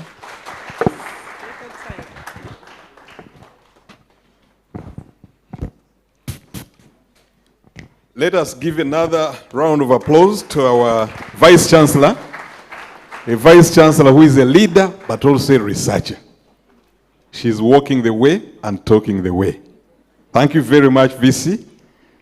I know you were in my shoes. That's why I didn't stand, because I was monitoring my boss. So time became a problem for me to stand.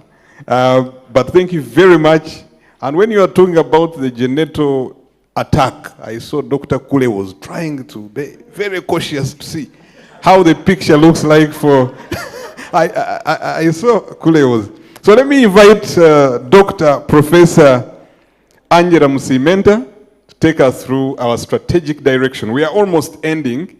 We are now moving towards strategic direction, strategic agenda of the MAST Research Institute. You're most welcome, Professor. And the last presentation will be on the regional hub establishment. Thank you. Thank you. The Minister for Science, Technology and Innovations, the Vice Chancellor, Mbarara University of Science and Technology, members of University Management, distinguished guests, ladies and gentlemen, good evening, colleagues. My name is Associate Professor Angela Musimenta. I'm a Chief Research Officer for MAST Research Institute. I am here, Honorable Minister, to take you through MAST Research Agenda and the strategic direction of the Research Institute.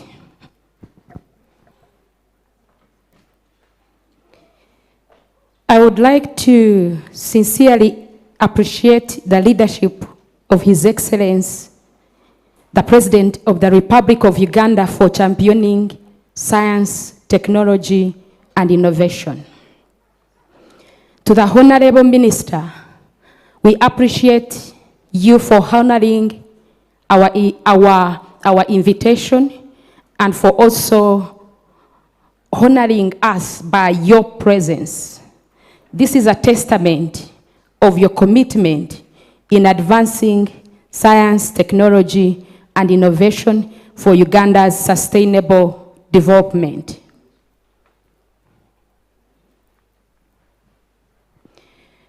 We would like to appreciate the government of Uganda for the annual 1 billion shillings that it gives us as a university in form of research innovation fund. This has been very helpful, Honorable Minister, because from it, as you have seen, our research excellency as the university has been strengthened. We have seen a lot of impactful innovations that have been showcased today. The capacity of the next generation of researchers and innovators that have the potential to contribute to this nation's socio-economic development has been built through this funding support, and overall, it has demonstrated good return on investment.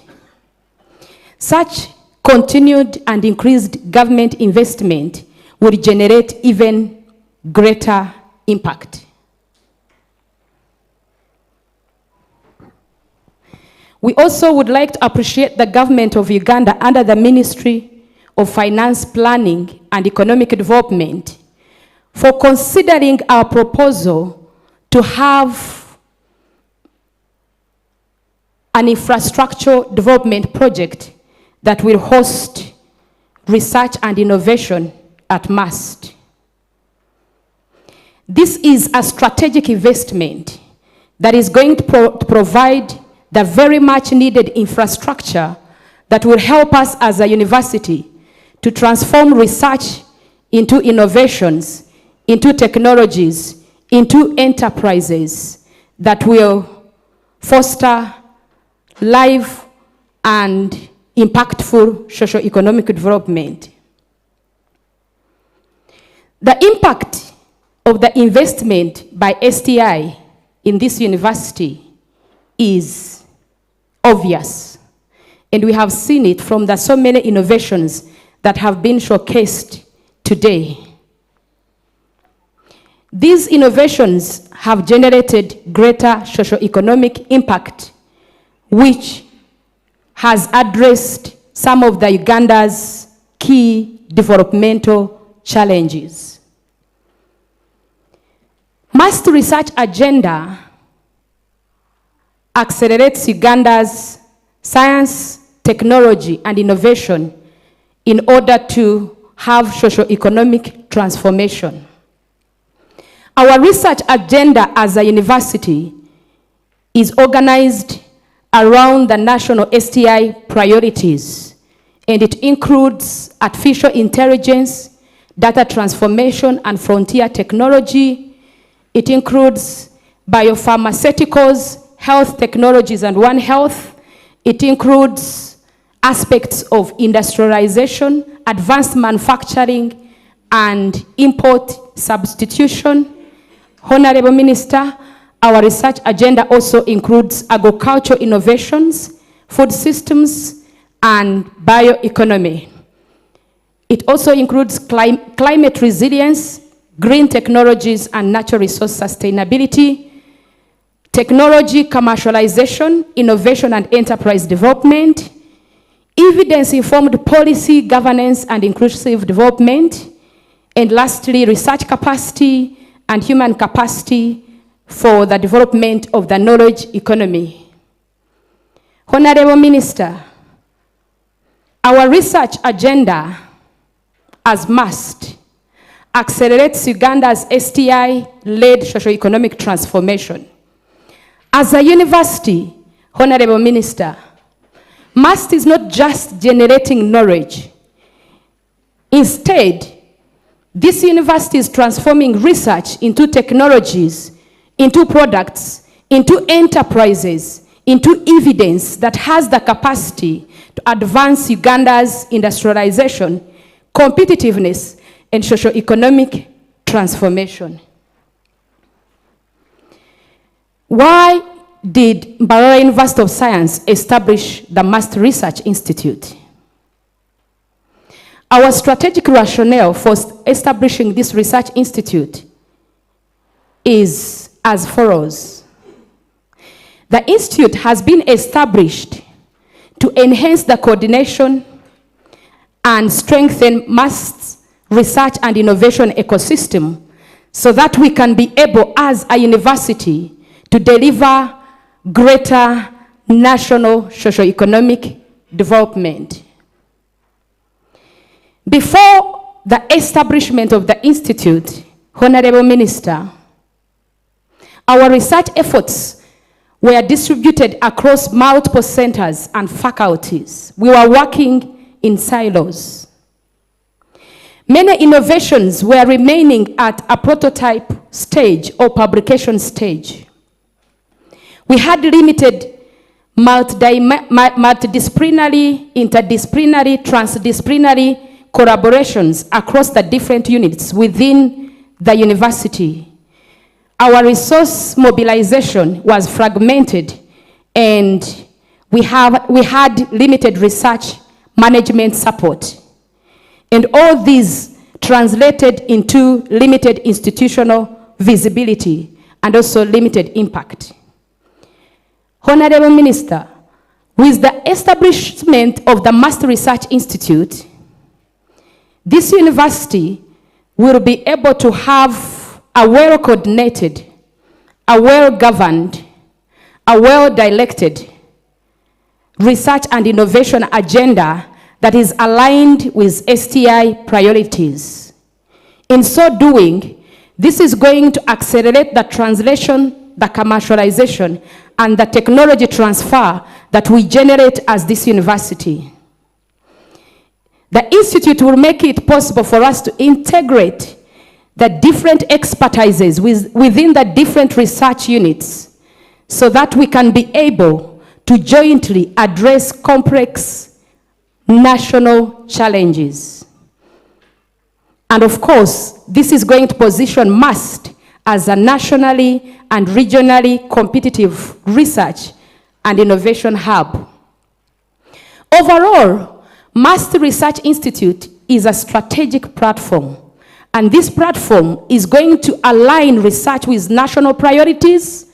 It is going to accelerate commercialization of our innovations and strengthen research transfer. It is going to strengthen our capacity to mobilize partnerships and resources for research and innovation. And in so doing, we will be positioned to transform research discoveries into useful products, enterprises, technologies that can contribute to Uganda's industrialization and socio-economic development. This institute brings together strong multidisciplinary research and innovation ecosystem. In it, we have the MUST-PEDIC, which specializes in generating AI, artificial intelligence-enabled data that informs policy in this country. We have the Farm Biotrack, which is a farm biotechnology and traditional medicine center that specializes in pharmaceuticals and traditional medicine. We have CITT, which is a center that is supporting our innovation and technology transfer. We have the maternal, newborn, and child health that builds capacity and does research to address maternal and child health problems in this nation. We have the TFC, the Tropical Forest Conservation Center, that supports research in biodiversity and ecotourism in Bwindi National Park. And then we have the Emerging Entrepreneurship Center that does business incubation and creates jobs. The institute also includes MUST research laboratories, the many faculty-based research groups, as well as independent researchers in the university and also outside the university. And we have a professional Mbarara University Grants Management Office that provides pre- and post-award management of all our grants. And we have got the MUST Holding Company that is useful in providing technical support that is required to translate our innovations and be able to commercialize them. So together, by bringing these centers and units, we are able to utilize multidisciplinary expertise, institutional capacity that is useful in making sure that we are having products that can inform national development in this nation. What is our aspiration? As an institute in this university, we aspire to be Uganda's leading research and innovation institute and a recognized regional hub that will transform scientific discoveries into innovative technologies, commercially viable products, competitive enterprises, evidence-informed policies, and all these can potentially accelerate industrialization, improve lives, impact communities, and drive socio-economic transformation in this country. These are our strategic objectives. We aim to promote research and innovation excellency, and we would like to appreciate this government, Honorable Minister, for the support that is advanced to us every year to do research and innovation. Honorable Minister, this support has been 1 billion Ugandan shilling for the last 4 years. And a lot has been done with this kind of support. But looking at the fact that the MAST community is approximately 7,000 staff and students, if we divide this into the 1 billion shilling, then that means that each MAST staff or student gets around 120,000 shillings. Now that would mean that that would be the money that is available for the MAST community, for each individual at MAST. It is our humble request, Honorable Minister, that this 1 billion gets increased to 15 billion so that we will be able to support science, technology, and innovation that will yield very impactful solutions which will take this country to the next level in terms of socio-economic transformation. Honorable Minister, if we can get 15 billion, that will mean that each head at MAST, each person at MAST, taking into consideration the sample population of 7,000, will be able to get 1.66 million in research and innovation support. Okay, so I can see the Vice Chancellor is telling me to summarize. These are the expected national outcomes if we get increased funding. As we can see, we will be able to effectively have innovations that will inform government policy and planning, increased technologies, and generally be able to support national development. Overall, our enhanced research innovation fund will make it possible for MAST to deliver nationally relevant research, globally competitive innovations, and evidence-based solutions that accelerate industrialization and strengthen competitiveness, while at the same time improving the well-being of Ugandans. In addition to that request of increasing the 1 billion to 15 billion, MAST seeks government support, Honorable Minister, to establish 2 regional centers of excellence that will position Uganda as a leader in strategic research, innovation, and strategic development. And these are the Regional Hub for Drug Development in Natural Therapeutics, and we want to build from the existing farm biotrack. Honorable Minister, we are not building from scratch. The second hub is the Regional Center of Excellence for Artificial Intelligence and Data Science and Digital Innovation. And again, Honorable Minister, we are not requesting to build from scratch. We already have the MAST Policy Economic and Data Center, which actually is one of your projects, one of the projects that you picked interest in today. So we'd like to expand it and include aspects of artificial intelligence, data science, and AI. So those are the expected outcomes for the expansion of the data center to AI, data science, and digital center. And I know Dr. Jonard is going to talk about the regional hub for drug development in natural therapeutics. Thank you very much.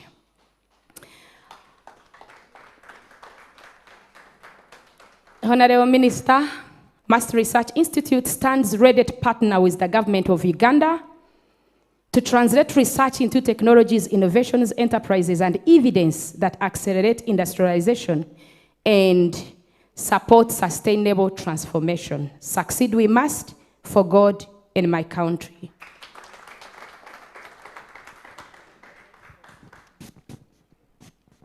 What a powerful presentation. Let's clap for Associate Professor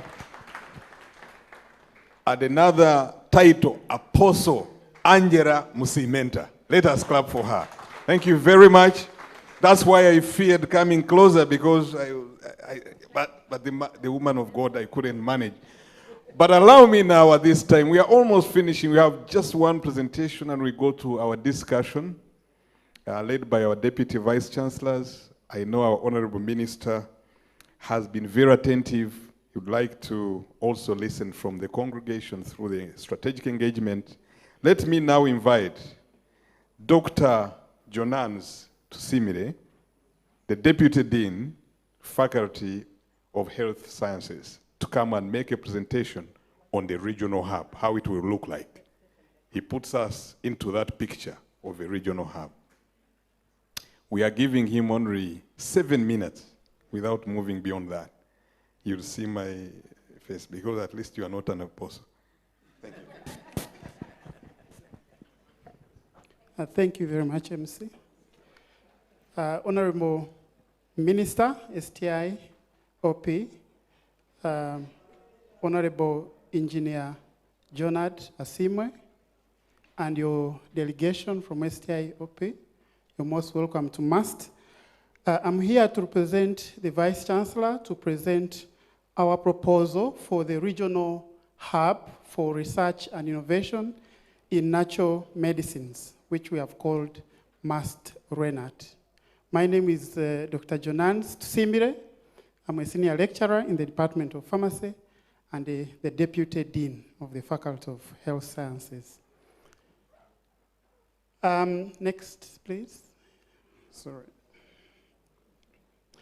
I'm not going to bother so much with background, because most of these have already been covered by the VC and other speakers that came after.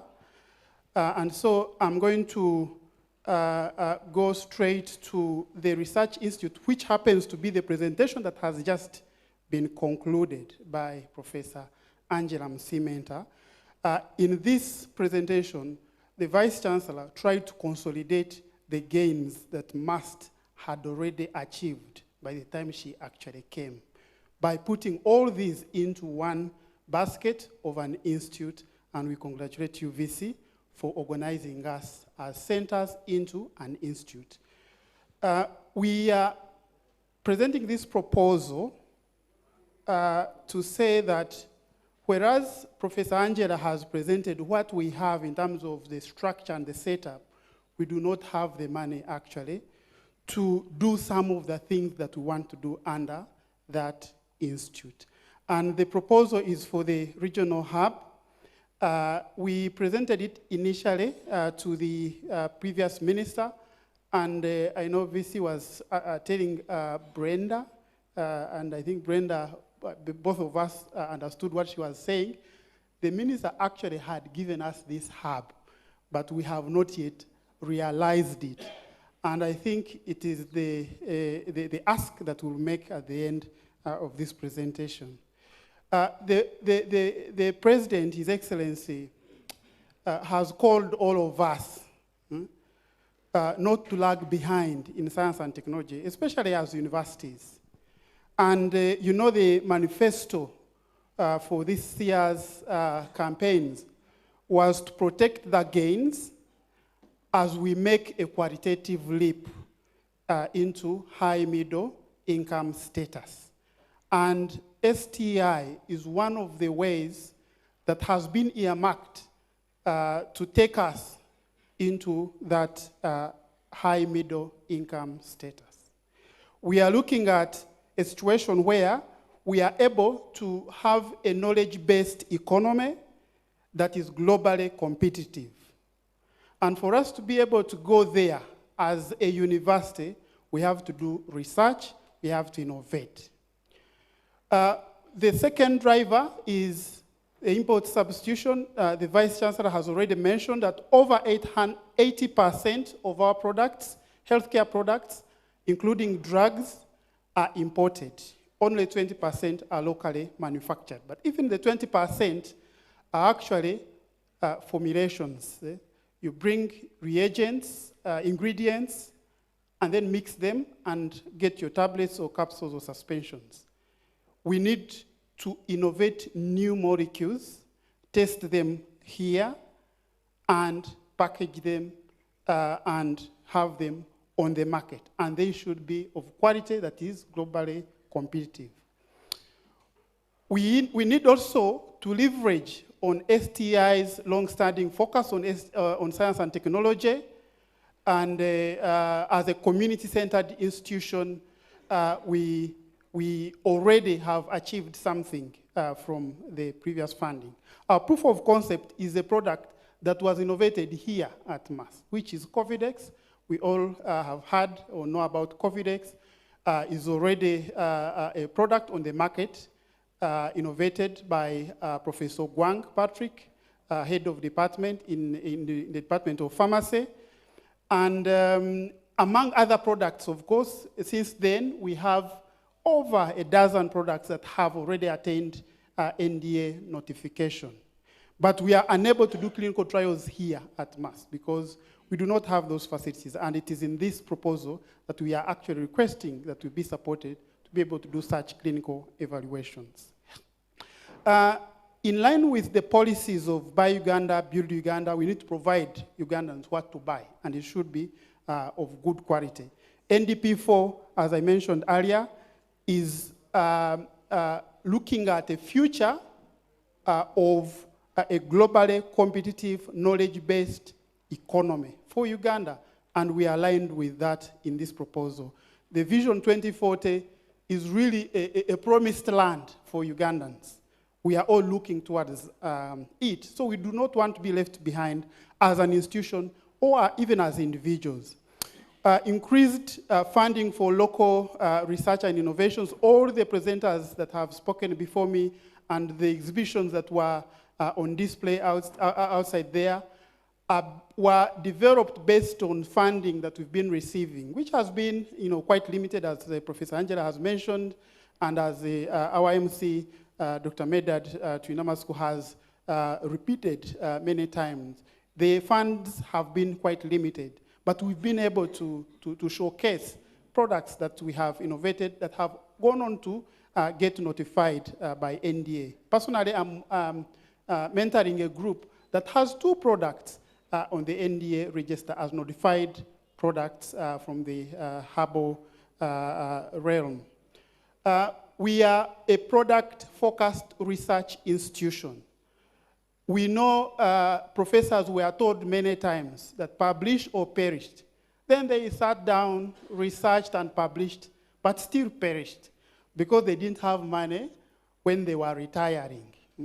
They didn't have money when they were retiring. The STI has told us now that as a professor, you shouldn't be retiring when you do not have some product that is able to generate funding for you during your retirement. So now we are focusing on innovate or perish. And I think the Vice Chancellor is soon calling us to showcase our product rather than just our publications.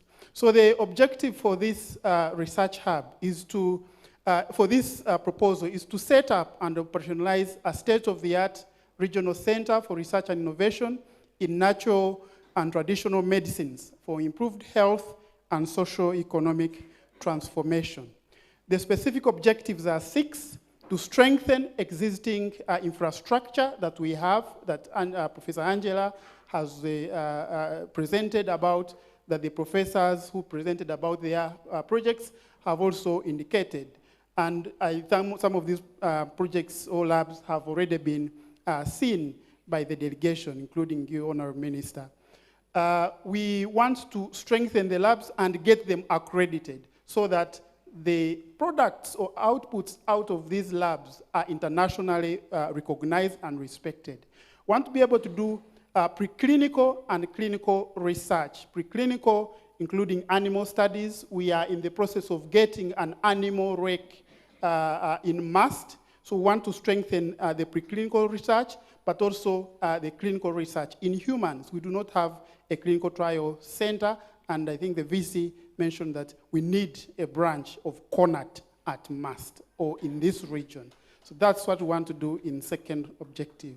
In the third, we want to establish a comprehensive herbal medicine pharmacopoeia for Uganda. We have lots of medicinal plants all over the country, and particularly in the Albertine Rift, the southwestern part of Uganda, where we have our Institute of Tropical Forest and Natural Conservation. As Uganda, we do not have our own pharmacopoeia. All cultures from antiquity had their beliefs, they had their medicines. But as Ugandans, we do not know our medicines and want to provide these and document them into a national documentary. We want, in Objective 4, to develop capacity for product-focused, innovative scientific research and research management in the region. We've developed capacity for some of our researchers here at MUST and also within the region, but then we want to expand and benefit more institutions across. We want to upscale and commercialize clinically effective products and therapeutics through our MUST Holdings company, and then enhance conservation activities, especially for the medicinal plants based in Bwindi. The justification for the hub, of course, high quality research and innovation demands infrastructure, so we need infrastructure. We need a supportive ecosystem for innovation, which the Institute now provides. We need to be able to support clinical and preclinical testing. We need to be able to amalgamate and coordinate all these studies that are happening. Some PIs have external funding, private funding, but all these have to be brought into one basket and avoid the silos that STI has been warning us about. And then position MUST as a center of excellence in attracting scientists and innovators from within the region, including neighboring countries. So there are already some hubs in the country. Central has Makerere University, the CONAT hub. Eastern has Bustema, Northern has Gulu, but then Southwestern, Honorable Minister, this is your region actually, Western region. It does not have a research hub, and we believe that your coming here actually will make us realize this hub. So the outputs are here. I'm probably just going to build on the objectives. I will rush through. We want a clinical trials unit, a branch of CONAT, which is going to be RENAT, as I mentioned earlier. Want to upgrade and accredit our facilities, especially for animal research. Want to improve and accredit all the preclinical, biomedical, and technological laboratories, because they all work hand in hand. And then want to be able to isolate, purify, and characterize active ingredients into conventional therapeutics. Then the pharmacopoeia, of course, this is a document. We want to go all over the country, coordinate with institutions within the country and beyond to be able to document what we have as our Ugandan medicines, our drugs as Ugandans. Then on the knowledge dissemination, of course, we want to be able to publish, but also have these products out there in the market. We have a journal as MUST, and it's through that journal that some of these publications will be made. We need to upscale production and then and then exploit the regional hub to build capacity, as I mentioned earlier, for the region. The expected outputs include conserving the rare indigenous species that we have at Bwindi and in the neighboring habitats. We want to do both in situ within the habitats themselves and ex situ by bringing some of the plants here in our medicinal gardens. I don't want to go into these details, but the budget is here actually. The Vice Chancellor has presented a 5-year budget to the tune of 84 billion, which we think, if approved by you, Honorable Minister, we will be able to actually fulfill the vision that the Vice Chancellor has presented for MAST, as well as the Chief of the MAST Research Institute. Thank you so much for listening. Thank you so much for listening, and our ask is going to be officially communicated by the DVC Finance and Administration. Thank you so much.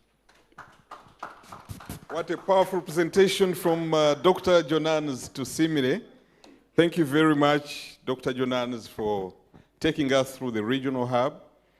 And as Madam Angela, our senior communications officer in charge of public relations, reorganizes us to now face the public for the discussion, I would like to mention to you, Honorable Minister, that this region has many traditional healers and herbalists. So with this regional hub, it is actually going to help us to bring these traditional healers and herbalists to have a laboratory as a one-stop point. I now kindly request that our ushering team helps us to organize and put the Honorable Minister in his seat so that we can continue the discussion. So this regional hub, Honorable Minister, will help create a platform for these traditional healers who have been doing their work right there without standardization and validation. So MAST creates this platform, and thank you very much, Dr. Jonard, for being pivotal in supporting the Vice Chancellor to make sure that this proposal is well presented to the Honorable Minister. And I want to believe that the regional hub, with your commitment to community development, we shall make it happen. If you know the regional hub will make it happen, let us clap the Almighty God so that MAST gets this regional hub and supports the sister institutions to achieve our natural therapeutics and natural medicine agenda at Mbarara University of Science and Technology. Now that we are well organized and our minister is back to his seat, I would like to invite, in due honor, the Deputy Vice Chancellor in charge of academic affairs, Professor Joseph Ngonzi, to lead a discussion on the internal stakeholder engagement that can strategically achieve what we have presented to the Honorable Minister. You'll be given a chance to ask some questions under the leadership of our Deputy Vice Chancellor. You're welcome, Professor Ngonzi. Let us welcome Professor Ngonzi.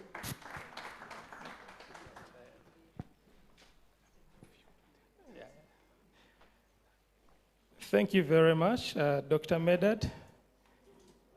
I'm not going to give a speech. I'm just going to lead us through a 10 minutes brief discussion. In the house, we have MAST people. We have MAST students, staff, and also management, plus non-MAST people. We have institutions. When the introductions were going forth, we were able to see vice chancellors from sister institutions walking in. And so there are two distinct groups. These 10 minutes are going to focus largely on MAST in-house. And then the next 10 minutes, we'll be able to focus on non-MAST individuals. And that discussion will be led by my colleague, Professor Robert Vitariho. Now, the next 10 minutes are very critical because of this one slide which we are going to flash. Very brief, very brief. There were 12 slides, but one slide will take us to the discussion point. So why is this discussion very important? I'll just read it. I will not allow the dignitaries in front to overstretch their necks. I have not yet seen an ambulance outside there. One, universities must create solutions, not just graduates. Two, there is a growing demand for innovation-driven economies. Three, there's need for stronger societal and economic impact. And then four, science, technology, and innovations must bring money. Have you had money? Good. These 4 areas are going to guide our discussion. Feel free to ask your questions to the team here, including the Honorable Minister. I will especially encourage the students to take the courage to ask your bold questions in brief. So if the question takes 30 seconds, the response may take another 45 seconds. Students, staff, researchers, and also members of management. Are we ready? We are going to focus on research, innovations, so please ask anything. Anyone ready? Anyone ready? I have 12 slides. If you're not, I'll go through them. So those who want to ask, I'll ask you to please come here so that we have a safe control over you. So there's a microphone, is it there? So please come here. Dr. Oloro, stretch, come here. Timothy, please just line up here. Yeah, so please, you will tell us your name in brief, so 30 seconds. The first one is going to start. Principal Legal Officer, please come. You are a very, very young man, so please move forward. Dr. Oloro, please run. Let's make a line here. Okay. So I saw many hands up there. Why don't you come? So let's have the first one. Your name and then your question.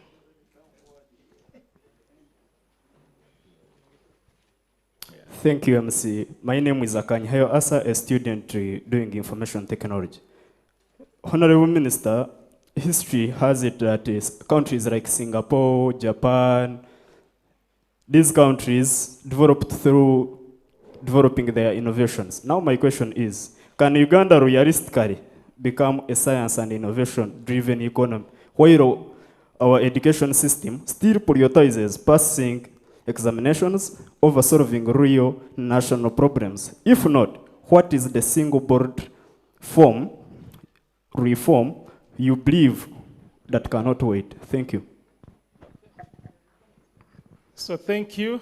The next one, Timothy. Yes. Thank you very much. My name is Amugumia Timothy Indiana. I'm just trying to see where I fall with my question. I think I'll fall in all the sectors because, Honorable Minister, my question relates to IP ownership. Considering that we have had amazing presentations here, and all this has been thanks to the funding from Government of Uganda, and also the success of Mbarara University of Science and Technology. Our staff members here get this funding through MAST. But then, when you look at some of the agreements signed with the Ministry of Science and Technology, the government of Uganda takes full claim of the IP. And MAST stays outside the bracket. For us to be able to achieve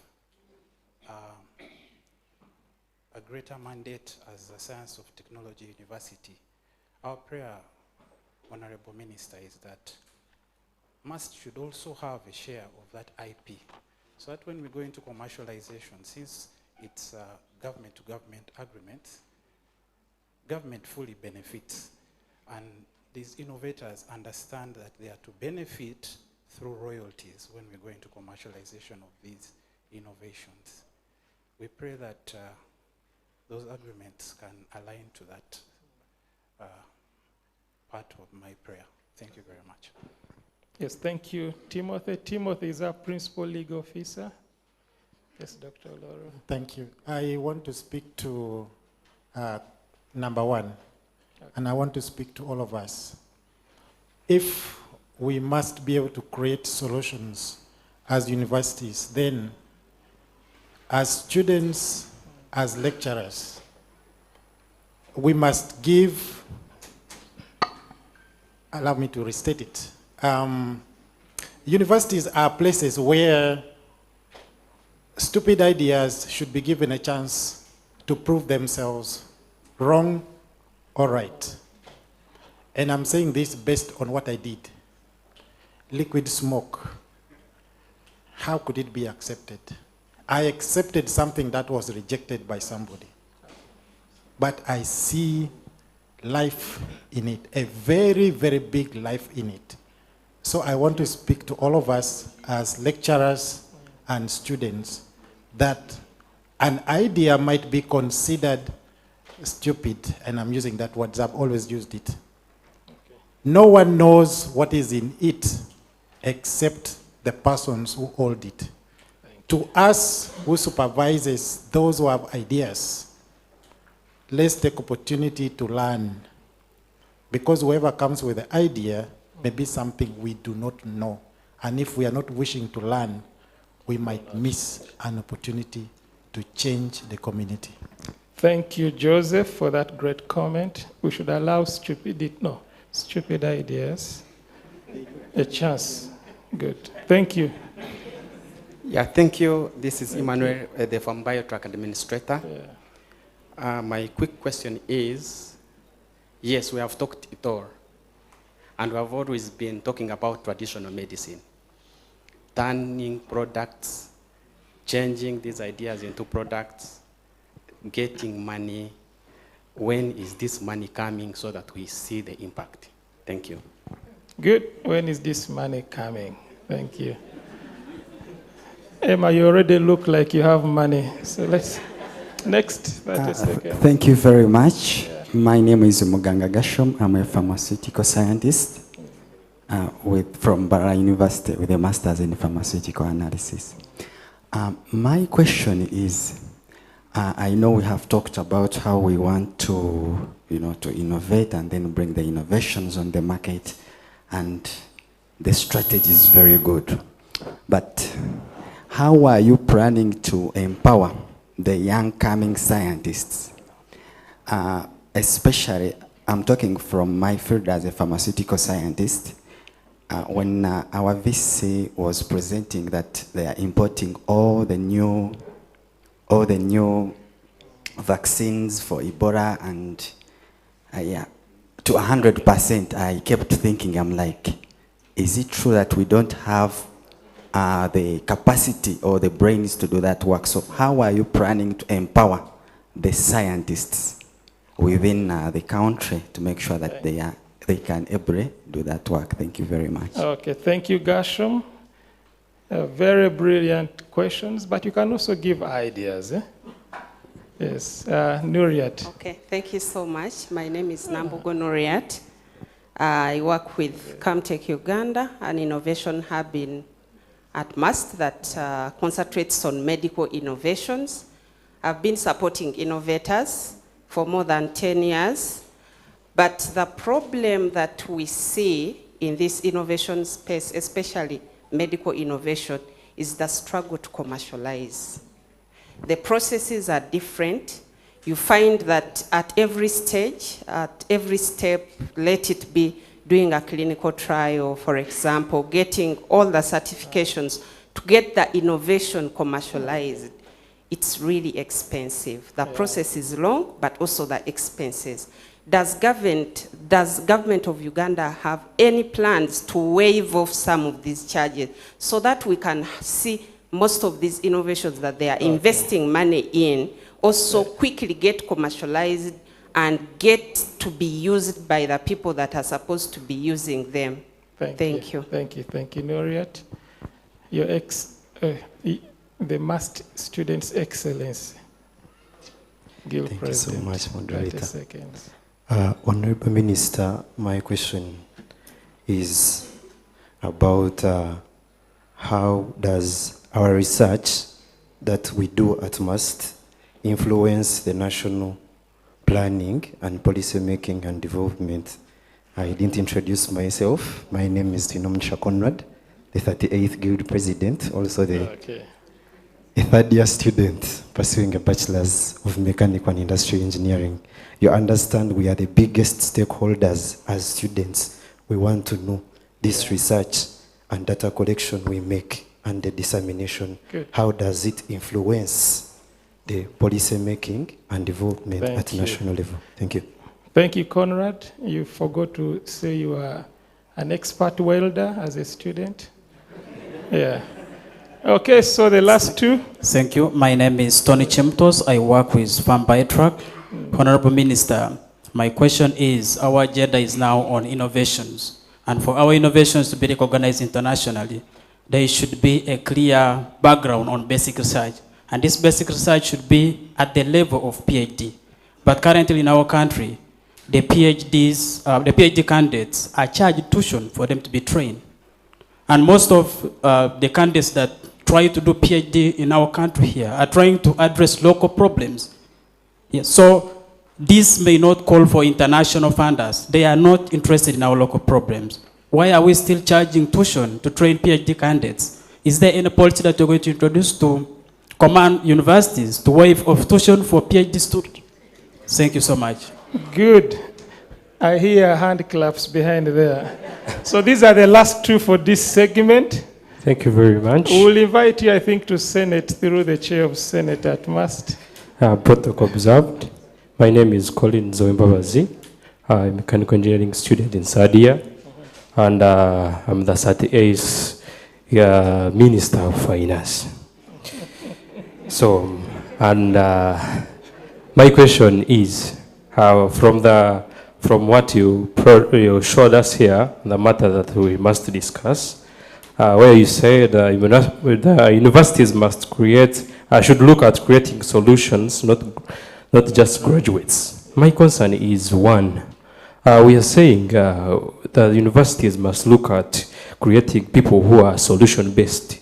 But now, we are going into classes to study theory and pass, get over 50 and go on, and that is a semester. So now, my problem is the problem with the university or the government? Or if it is like that, how can the university and the government at large help us in ensuring that we are getting the students who are solution-based, not only coming here and we say that we want graduates, no, we want solution-based graduates, yet we are just producing graduates. Thank you very much.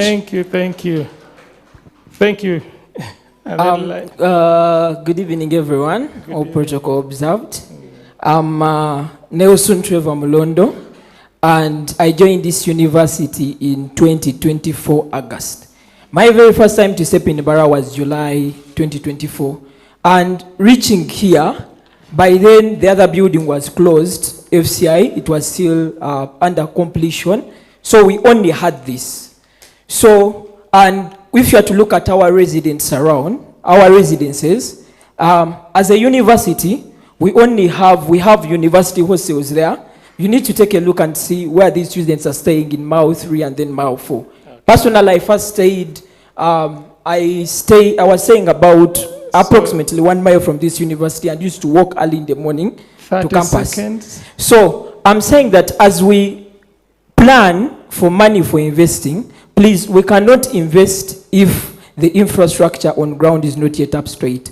So let's put that into consideration. We need more facilities, more buildings. Let's support new initiatives that are coming in, like the Faculty of Health Sciences. At least we can be, because we are the second oldest university in this country, and we need to look at that. Thank you so much. Mulondo, thank you. I was actually getting worried that you'd ask for dinner. But very brilliant students. Now, those questions are going to be fully addressed by the minister in his keynote address. And I'm sure there are still many more questions. Questions like for the Senate, we have the chair of Mass Senate here.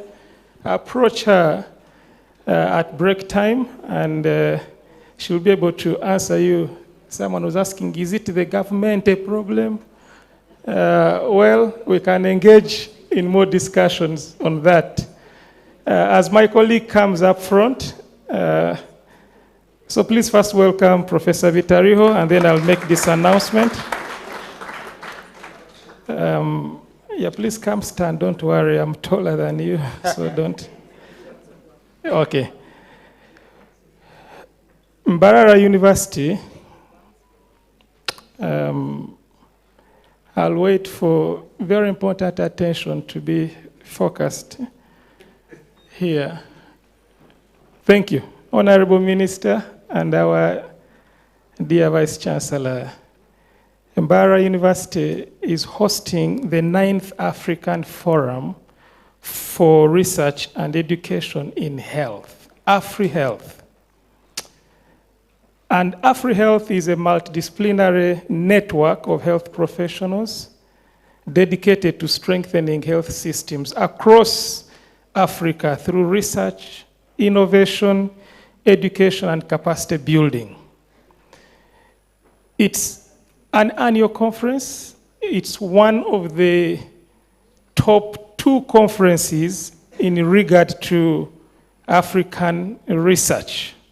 And Mbarara University is privileged to host this at Munyonyo this year in August from the 24th to the 26th, 2026. On behalf of the organizing committee and on behalf of my CEO, I want to take this opportunity to invite you to participate and support the 9th African Forum for Research and Education in Health, AfriHealth. The continent's top brains are going to be hosted by MUST at Munyonyo, not any other university in Uganda, but MUST. We'll be very glad to see you. We'll be very glad to receive your support in any other way.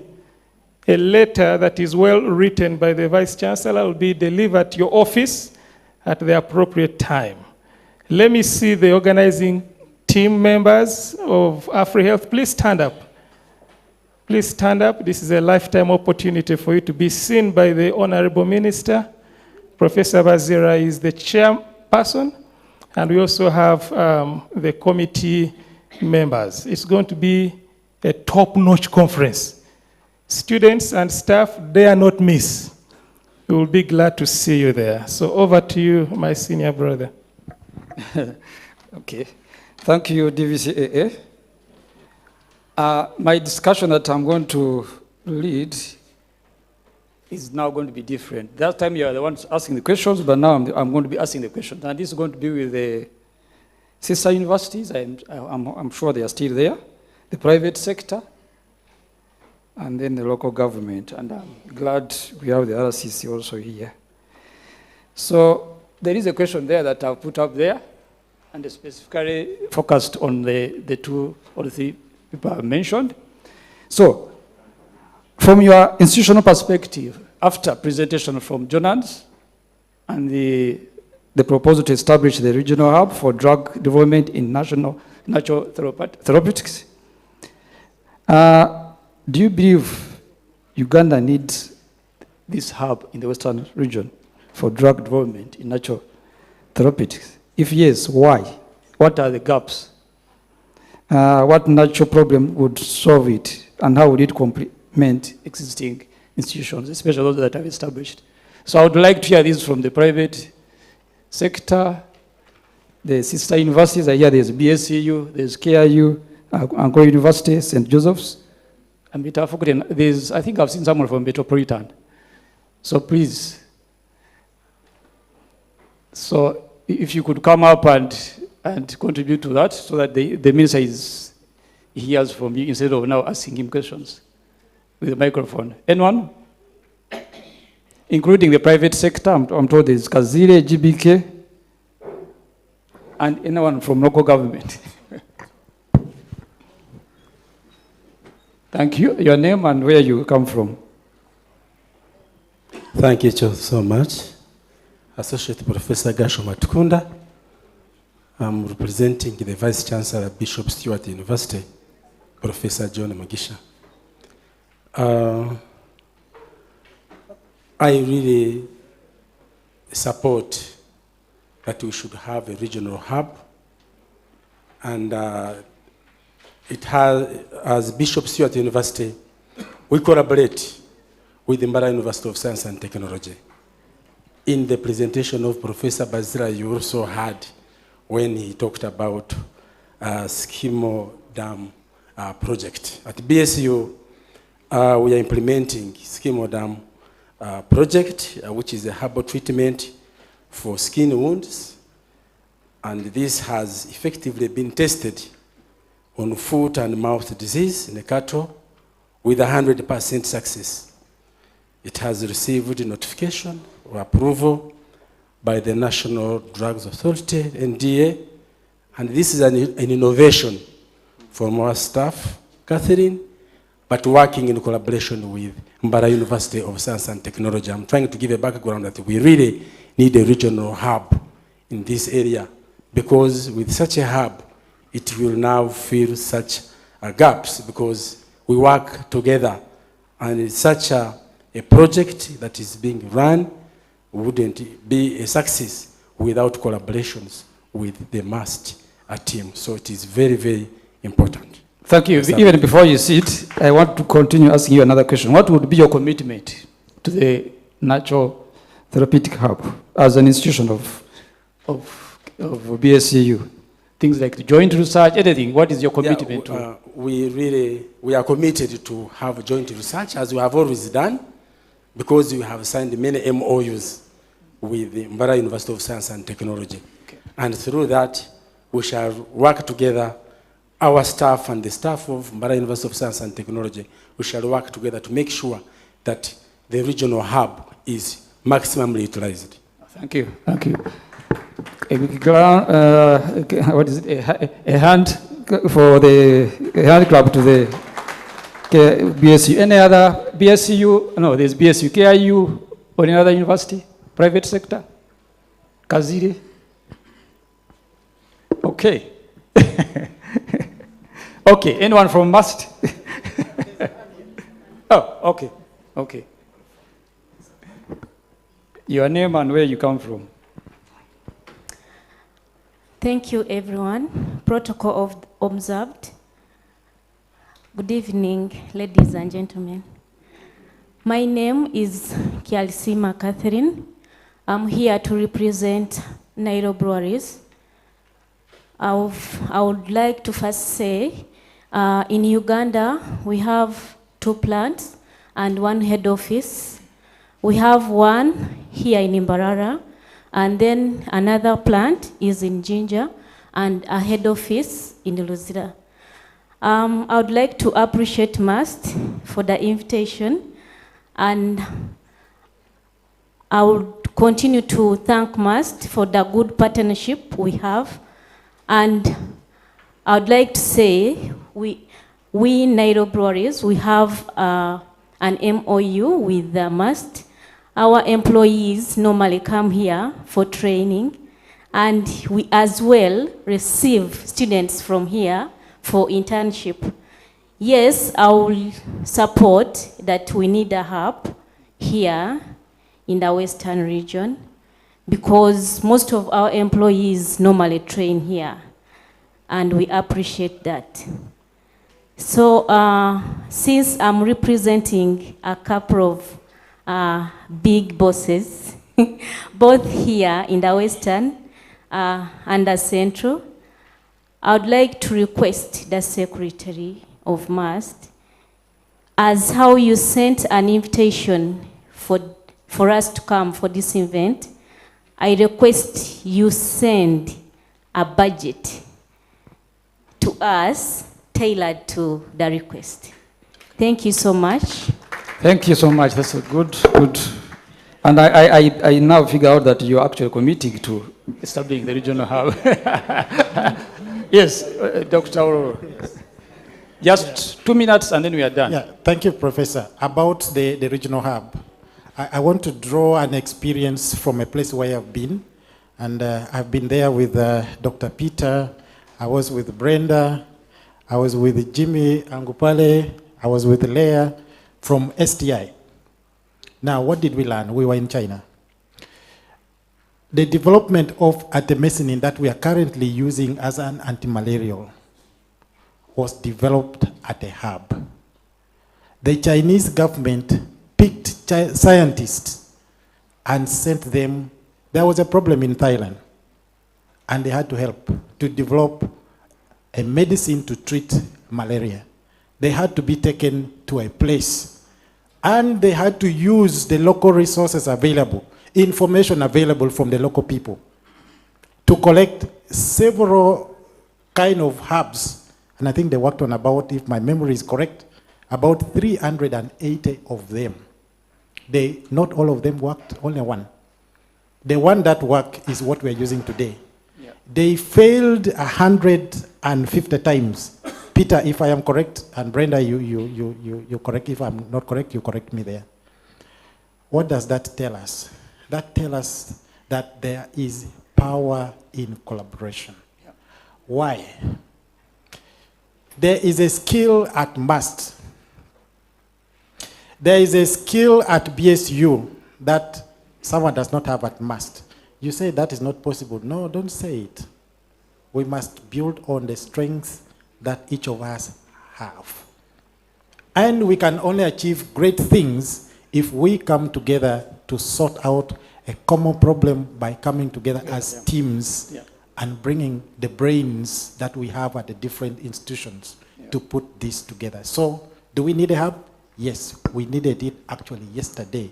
If our science was supposed to have grown the way we had wanted it. Okay, thank you so much, Dr. Ro. I'm going to pick the RCC, even though she didn't put up the hand, to say something, especially about the regional hub, or anything she thinks.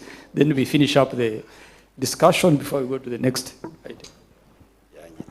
Thank you. Honorable Minister, much as I don't belong to the local government, but I belong to Uganda, and the Western region is part of Uganda.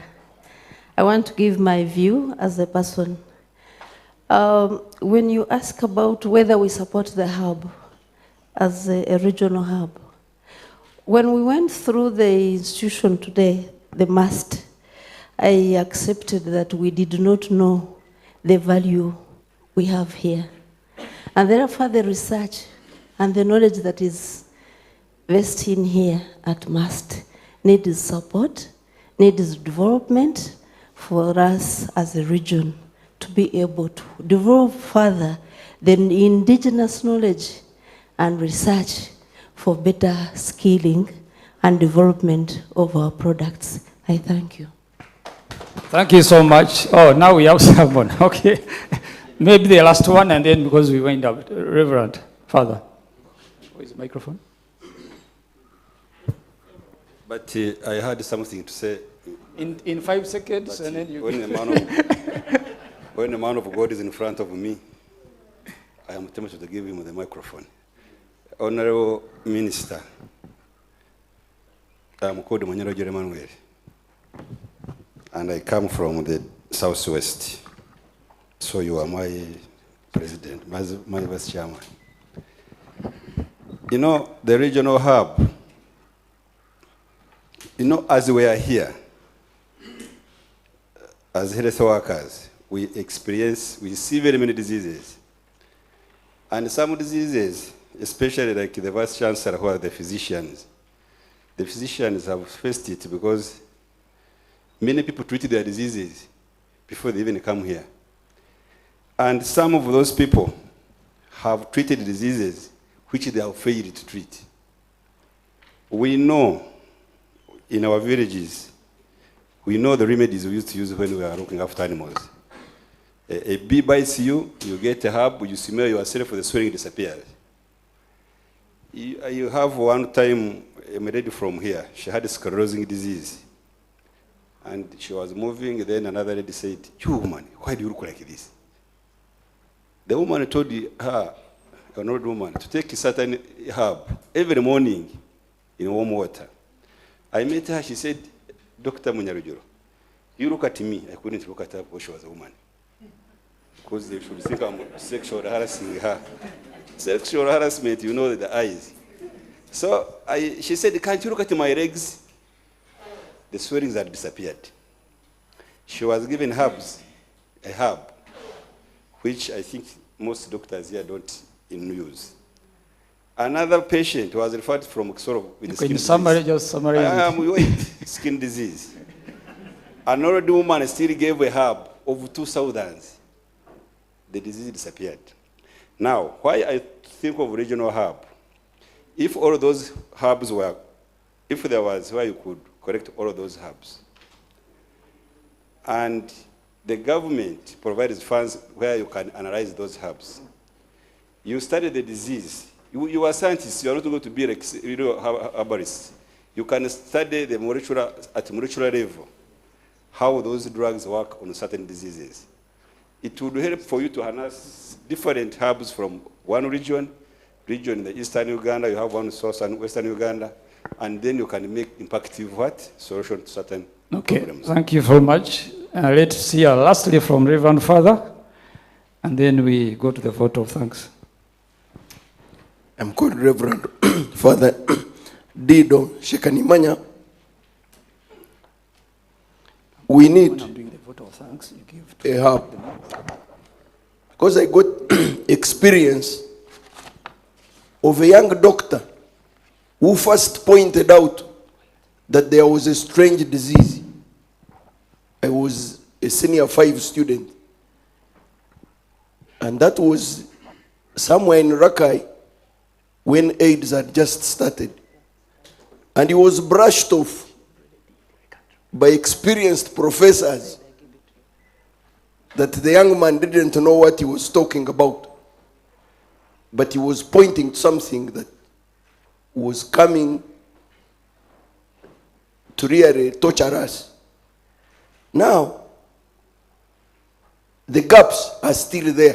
That's why we need help in the region. And even from your experience, when you see these products, we have been passing there looking at buildings. Little did we know that there is a lot of work being done here. So the gaps, others are still there. And we are to solve the problems, because for us in church, whenever people increase, problems also increase. So the population is increasing.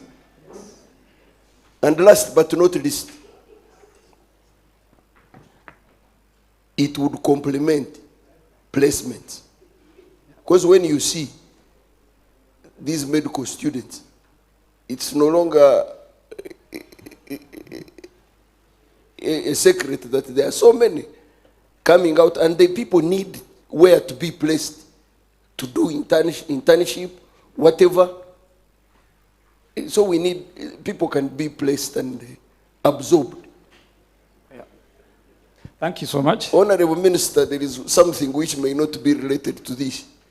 As you go there in government, at least consider those students who are on intern, the doctors, because they are upholding our health. So they should be thought about. Even if money is not enough, at least they give them something very little, because they do the donkey work.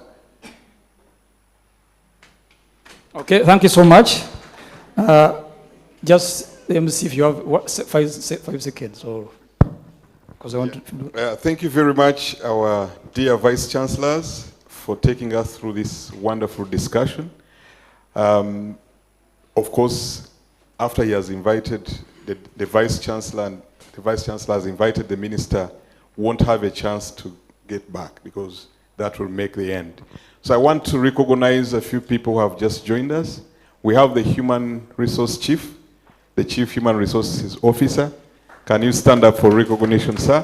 Thank you very much. We have been joined in by our partners, Nairo Breweries has been here. We have Madame Charlesima Catherine. Kindly stand up again for recognition. And your colleague who have just joined us. We have Associate Professor Grace Vilungi, who is also the head of department for Chemistry Department. Our Human Resource Training Officer, Madame Caroline, thank you very much for coming. We have a representative from our partner, GBK, which is a private sector, Mr. Clinton Kachuma. Can you stand up for recognition? Thank you very much. And thank you very much all our service providers and everybody, and for being a good constituency for the Honorable Minister. I now take this opportunity to invite our Deputy Vice Chancellor, Finance and Administration, to give a vote of thanks, and invite our Vice Chancellor, who will invite the Minister to give a keynote speech. Thank you very much. Succeed with us. Thank you. Thank you. Honorable Minister, my vote of thanks is written on that paper that has been handed over to you. All protocol observed. I'd like to thank the Honorable Minister for accepting our invitation to visit MUST, dedicating an entire day to engage with the university and demonstrating government's continued commitment to science, technology, and innovation. Taking time to tour the university research, innovation, and product development facilities, and interacting directly with our researchers, innovators, and students. I would like to also appreciate the government of Uganda on behalf of MUST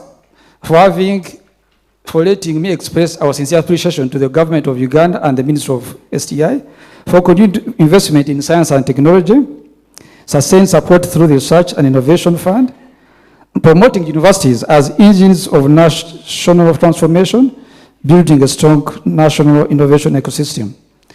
So for the day, I will not go so deep into it. The highlights of the day, so the Minister witnessing government-funded research and innovation projects at MUST, also externally funded research and innovation programs at MUST, including the world-class laboratories. I think most of you saw that at the first.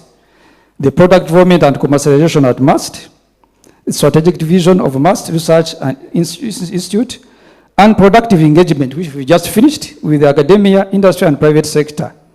This has provided an opportunity to showcase MUST's research capacity, innovation, ecosystem, and contributing to national development. I must reaffirm that MUST is committed to excellence in research and innovation, technology development, commercialization of research outputs, community transformation, national development, and supporting Uganda's vision for an innovation-driven economy. With a vote of thanks, Honorable Minister, I would like to make a prayer, as MUST, on behalf of the MUST University Management, that we respectfully, Honorable Minister, that we, in your keynote address, we humbly present 3 strategic requests from you. One is for increased research and innovation funding, especially the refund. You are aware from several presentations that MUST is getting only 1 billion. And according to government strategy of 10-fold growth strategy, we would like to appreciate that if this research fund is increased to 10-fold as the 20-fold growth strategy, so at least if you give us 10 billion, it would be very useful for the university to showcase more studies and even more innovations. Then we have also seen how the regional hub is a very important hub to be established here at MUST. Would request you give us support on that. And also establishing regional data center and artificial intelligence hub. I would like to appreciate everyone who participated in this organization of this minister's visit. First of all, with the Vice Chancellor, the organizing committee headed by Dr. Medat Twinamasko, and several other people that have been into the organization of this minister's visit. I think we should give them a hand clap before we... Thank you all for your active participation and making today's visit a success. Honorable Minister, your visit today has inspired our researchers, our students, our innovators, and the entire university community. It has reaffirmed government's commitment to science, technology, and innovation as a driver of national development.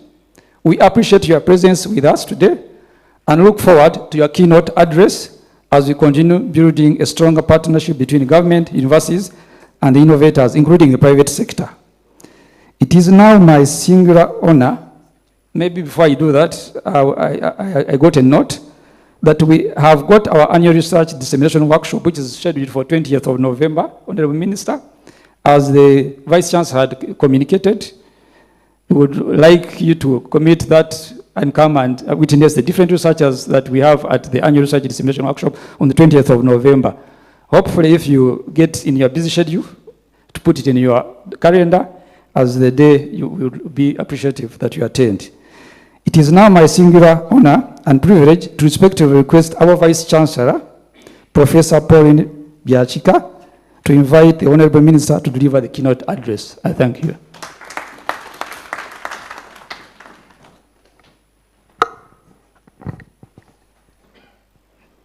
Thank you very much, DVC F&A, Professor Bitariho, and DVC AA, Professor Ngonzi, for that engagement.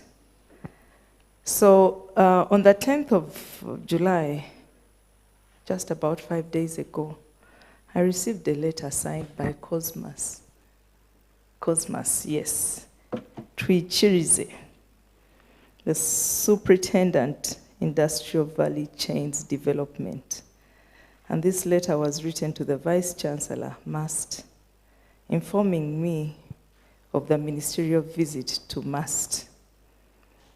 And in addition to informing me, Cosmas told me in the same letter the aim of the visit: to provide the minister with a comprehensive appreciation of the university's research, technology, development, and innovation ecosystem, including its strategic infrastructure, flagship research programs, innovations, and pathways for translating research outputs into commercially viable products and services. He went on to say the visit will also provide an opportunity for the Honorable Minister to engage university leadership, researchers, innovators, and other key stakeholders, and to share his vision for innovation-led economy, in which universities serve as a pivotal centers for knowledge generation, technology development, and so on and so forth. He also went on to say, we accordingly request that you make the necessary preparations for the visit, including mobilization and participation of relevant university leaders, researchers, innovators, students, private sector, partners, local government leaders, and other strategic stakeholders. Have we passed?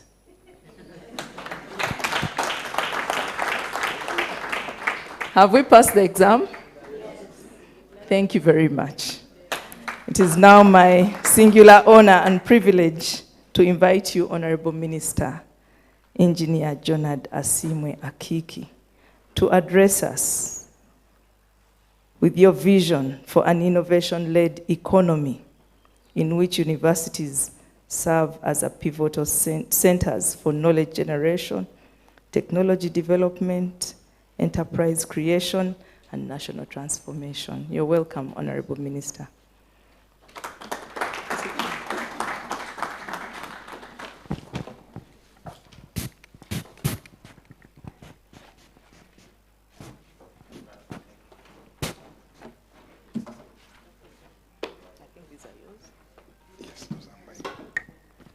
I request that we all stand up so that we can wake up, so that we are very attentive as the minister speaks. Just stretch a bit.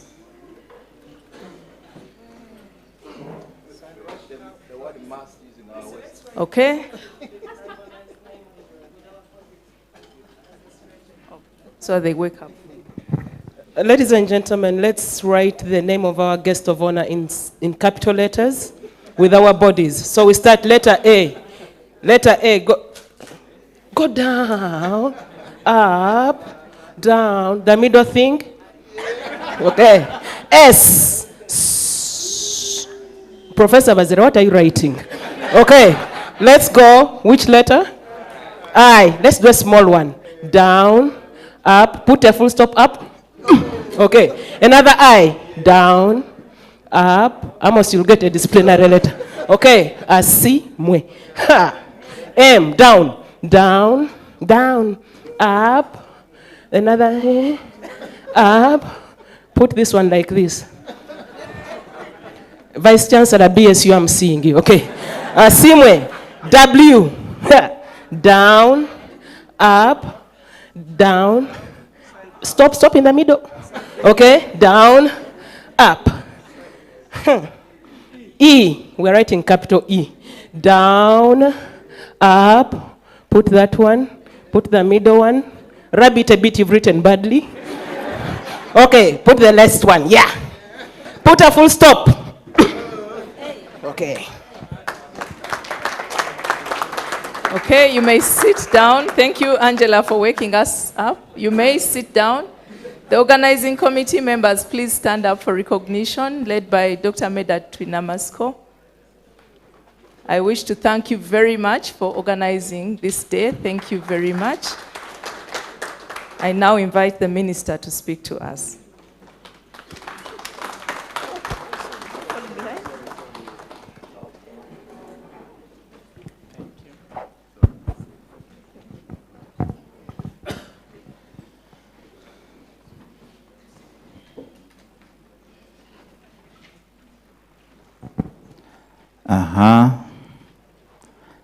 Is everyone okay?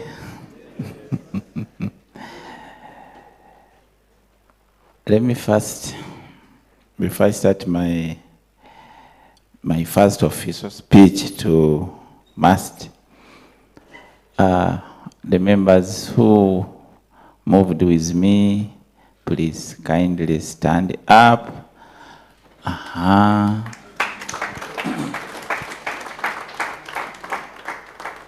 So, did I pass?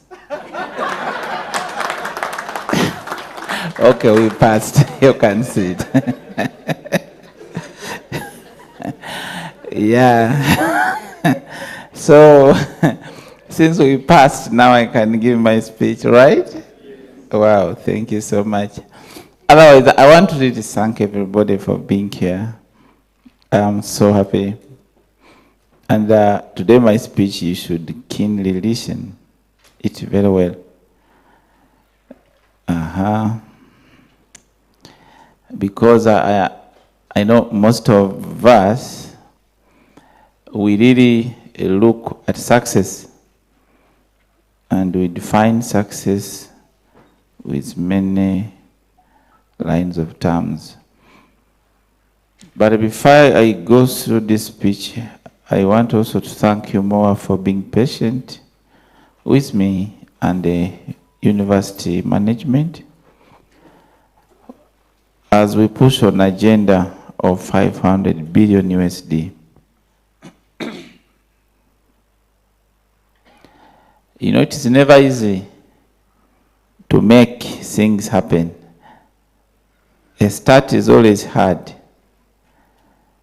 But when you become serious, the start becomes simple and the end also becomes simple. Allow me to thank His Excellency for having appointed me to become the Minister for Science, Technology and Innovation. Because many people thought engineer is going to now proceed again with energy. And we had discussed with Mzee a number of things via science. And before even he appointed me the minister, he had already appointed me to be the chairperson for the national panel, which evaluates all projects and all science innovation projects, plus value addition projects before they are funded. So it means he had already given me authority, even though I wouldn't come here as a minister. You would still meet me. On top there, you do all your work with the minister, and then you come and report in the office, I also do evaluation. And by the time Mzee gave me that role, I think he had already realized how I make decisions in investment. Because there are many projects I would come and tell him, let's do this. I think it will be better. Say, okay, you go on and do it. Finally, he comes and commissions. Then he say, check on the revenues. How is it? We are earning. So that is wisdom of investment. So it is very important, as much as we are scientists, we need to move a journey which is improving people's well-being and also improve our economy. Our beloved Chancellor, Vice Chancellor, I think the Chancellor is not around, right? So our Vice Chancellor, the Chairperson and members of the University Council, the Vice Chancellor, members of management, Senate and staff, distinguished researchers, scientists and innovators, our leaders. I was with the RCC, I don't know where she has gone. And our mayors, our senior mayor is there. Development partners, my fellow students, you are there. Our media, you are there. And above all, if I have not seen you, let me borrow a word, ladies and gentlemen. So, allow me first thank the Vice Chancellor, the University Council, management, and the entire Mbarara University of Science, Technology, family for the warm reception accorded to my delegation and me. Are you complaining, Joshua? Are you complaining? They have done the best. I have spent the better part of today touring your laboratories, research facilities, incubation centers, interacting with your scientists, innovators, students, and management. I am leaving this campus encouraged by the tremendous potential that exists here. Today's visit has confirmed to me that MUST is not merely a university producing graduates. It is steadily becoming a university producing solutions to Uganda's development challenges. The program for today's visit rightly emphasized exposure to research facilities, presentations by innovators, dialogue with management, and this address because one where the government seeks first-hand understanding of the university innovation ecosystem. I want to reflect something little, ladies and gentlemen. Standing before you today brings back my memories also, by the way. I was like you at one day in the university where I did my engineering. Where, engineers, where are you? Medical, where are you? Biomedical, pharmacy, you are all around. I'm going to balance the equation. The equation, do you still remember that term in chemistry? A balanced equation? It's called what? It is called stoichiometric equation. That was taught in senior 2, first term.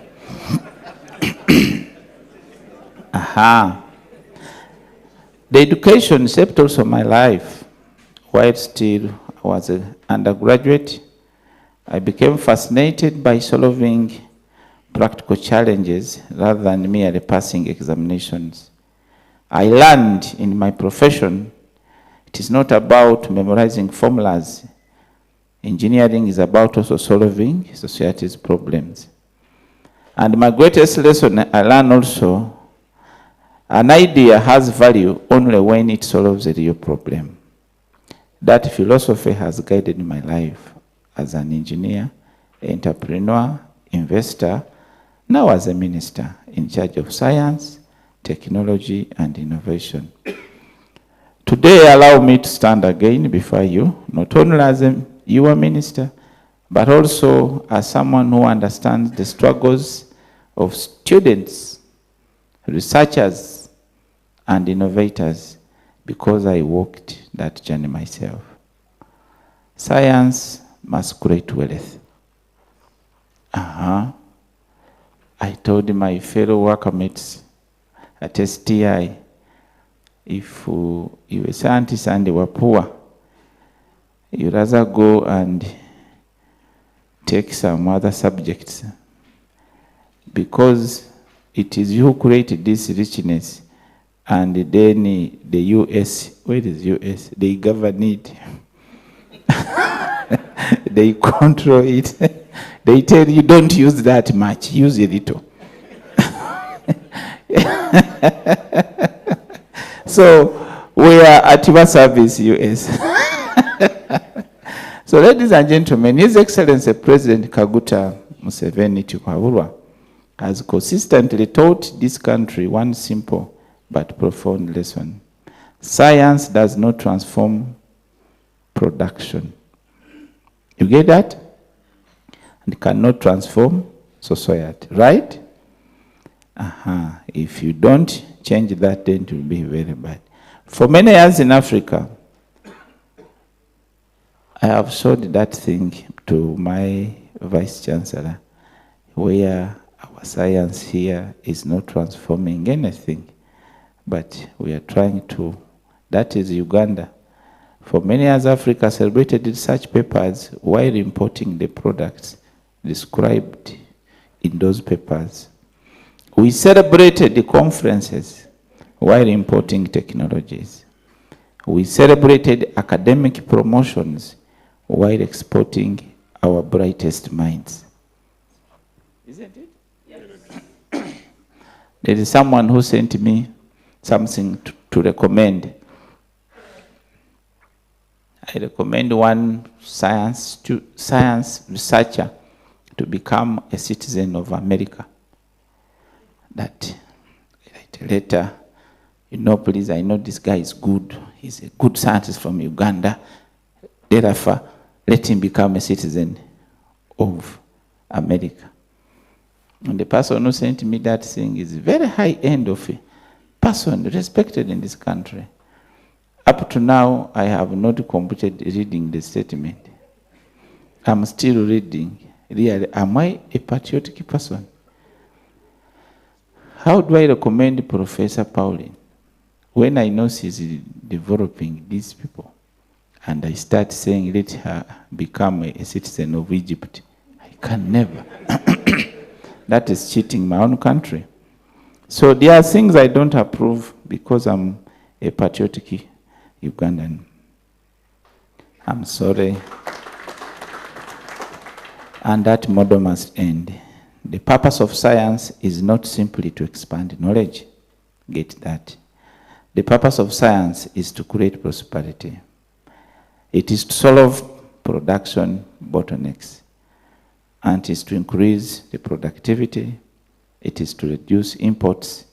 It is to increase exports. And it is to create industries. It is to create employment. And it is to create wealth. That's why government has deliberately positioned science, technology, and innovation as one of the 4 engines of the Uganda's 10-fold growth strategy, alongside agro-industrialization, tourism, mineral-based industrial development, the ATMs. So that one now we have agreed. Scientists, have you agreed with that? Are we okay with it? Today I'm making a covenant with you. I'm seeing here the deputy vice chair is telling me November 9 is come here. August 16 is up to be at Munyonyo. This is let us make a covenant. If you want me to be coming like that, we should believe. I want to mention one point. Scientists must become millionaires. Let us agree on that. If you're a scientist, why don't you become a millionaire? Allow me to challenge our universities in all Africa. For too long, we have measured success by the number of publications. Publications are important. Even me, I want. Even in the morning, some people have sent me some publications which they have done across India. I read them in the morning today, and I was happy. But I asked some question. Citations are important. I see you. Academic excellence is important, but they cannot be our final destination. My grandmother in the village does not know about publications. The greatest universities in the world have transformed nations because they transformed discoveries into companies. They transformed laboratories into industries. They transformed students into entrepreneurs. I want to thank the Vice Chancellor. Already these 2 points, they have made me to think that you are a great thinker. Because I saw the entrepreneur model, I was happy. He said, okay, you have answered my question there. I saw when you were asking about the regional. We are going to have a detailed discussion with my team and the president. We shall discuss that. They transformed the professors into innovators whose technologies change the world. This is exactly what Uganda must do. I have a friend in Hong Kong. I used to work in Shandong, but one day I met a guy called Sun, Professor Sun. He was from Washington, but he was struggling to come and change Hong Kong. So he collected a lot of money, kept it. Then he told the US government, please allow me to take these supercomputers to China so that I can be able to transform my people by increasing the computations. You know, we have what we call high performance computations, which accelerate the production. In all other universities, like what the Vice Chancellor is talking about, data, HPC, and AI, they totally refused. But they first accepted. Even he bought them. They saw it is going to work within America. So when he said that I'm taking them to Hong Kong, they even refunded the money with profit. They told him no.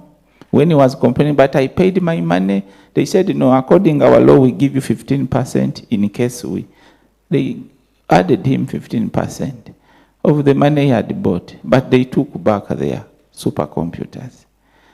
And you know, they donated them to an American who want to do science within the country. You can see if America can be like that. Yet we know they have done enough. What about you? Why do you keep exporting your knowledge? I think there's something you need to change.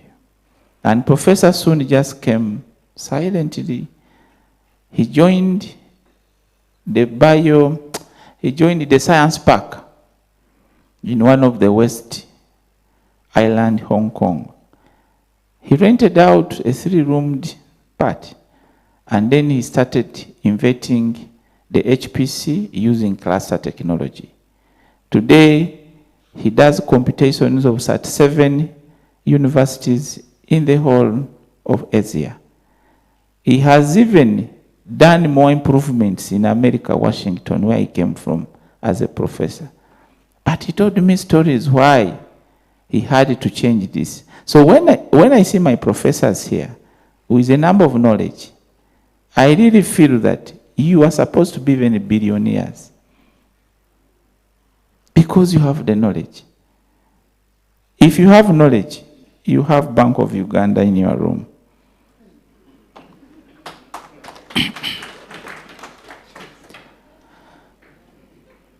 I want Ugandan scientists to be with us in my tenure, not because they seek personal luxury, but because where they created through innovations, demonstrates that science is solving real problems. A scientist who develops a vaccine that saves millions of animals should earn from that innovation. Right? We agree? Good. A researcher who develops a new pharmaceutical product should benefit from the intellectual property. Do you agree? An engineer who develops new manufacturing technology should build industries around it. A software developer, like this man who developed the system, who develops world-class digital solutions, should export them across the world. Right? There is absolutely nothing wrong with scientists becoming wealthy through innovation. In fact, government wants many more wealthy scientists because every wealthy scientist represents thousands of jobs created for Ugandans. I'm one of the younger scientists who employs more than 2,500. Me, the way you see me here. But you can imagine, how do I get time? I have, I think, a hormone of perfectionism. Now, my people, Brenda's, Cosmos, US, they have totally learned me in a short time. Even when I enter, I see those bottles, when they are down, I can go and raise them and put them straight, find why this one. Then today I have been disturbing my Vice Chancellor. You have been seeing us when we are changing seats. It is because a lady stands on the left and she sits on the left. That is natural. Have you learned it? Some of you men now. Never stand when a lady is on the right. She did not come from the right, she came from the left. That's how she was created. So to me, wherever a lady stands on the right, my hormones don't balance.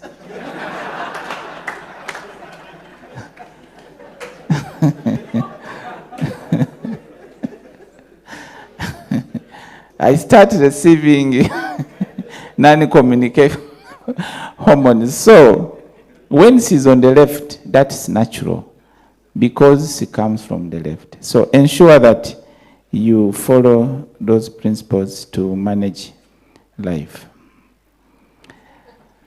Now, MUST has a historic opportunity. I want now to mention about this. Because today is 16th, right? July, right? 2026. I want just to speak about some few things. Because I'm looking at that, as you see this team here, there's a time when they will not be here. There's a time when all of us will not be here. But there should be something historical which should be left. In life, we struggle for all, but legacy and leaving history behind rules the generations. So MUST, what are you going to do? Today I have seen remarkable work taking place at MUST. You possess highly qualified researchers, true. You possess excellent laboratories, I have seen. And we are going to improve more. You possess younger innovators. You possess strong collaborations. But allow me to respectively challenge you.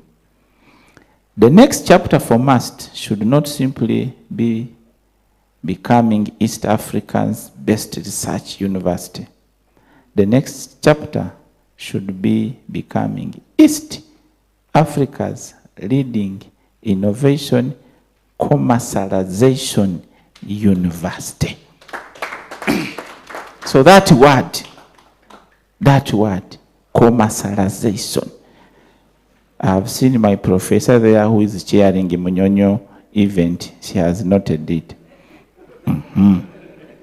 Imagine a MUST where every faculty has startup companies, where every department has patents, where every doctoral student graduates with a commercial product, where university research creates thousands of jobs, where industries compete to invest in this university.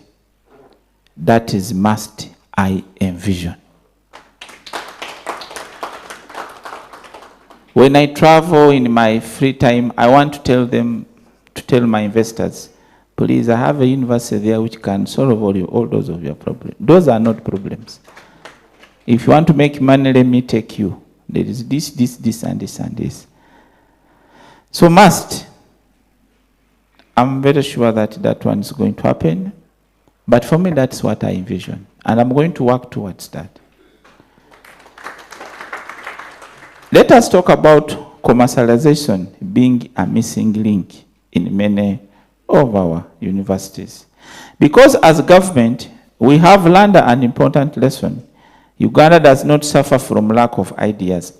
We have them. Uganda does not suffer from lack of talented scientists. You are there. Many brilliant technologies remain inside the laboratories, kept. Many innovations stop at a prototype stage. You get your marks. Many researchers never reach the market. Someone said, we scientists, we are not businessmen. That disease should go. And I want to command it in the name of Jesus to disappear. Hallelujah. Scientists, you are typical businessmen. Very high level businessmen. You understand? Because if I had done biology, I would maybe create a virus and create a vaccine. I thank God that I'm in engineering. Because I would have been at the surface somewhere.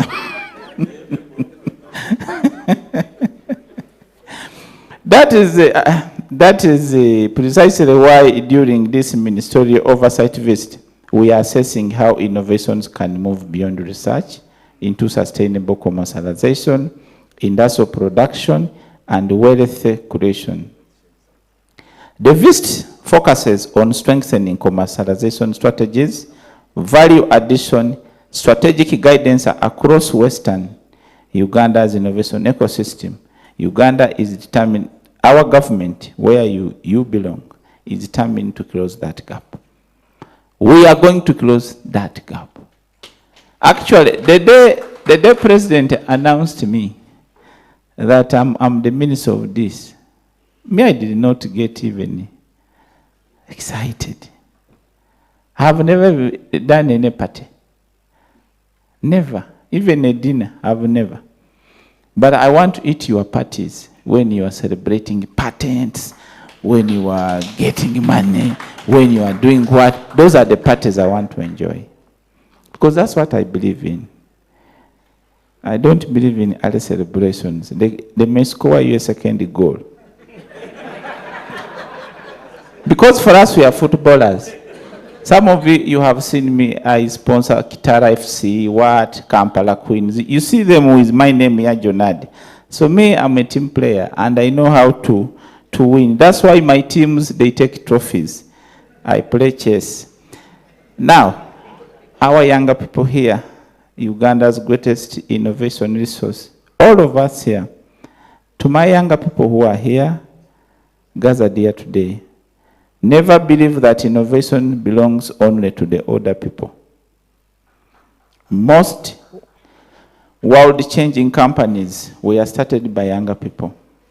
Most disruptive technologies were invented by younger minds. The future belongs to innovators. The future belongs to creators. The future belongs to problem solvers. Do not wait to graduate before innovating. Innovate now, fail, improve, try again, build the companies, employ others, export your products, become Africa's next generation of industrialists. Are we together? So don't think that now I should reach 40 years, then they will see me as an innovator. No. Start as soon as you get an idea. Integrity must guide innovation.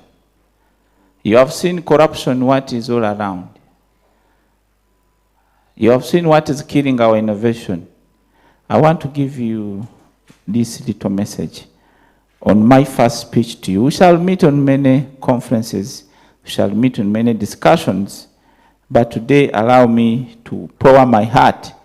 You know, like when you have dated a lady for the first time, you can even promise what you have never had in your life. You tell someone, I'm going to take you to Serena, you don't know it. But because that's the chance you have to utilize it before she judges you, okay? So today, you are my first date, first day. I need to tell you whatever I can manage so that you choose either to love me or not. So please allow to listen and maybe judge, you see, will this guy really make my life better?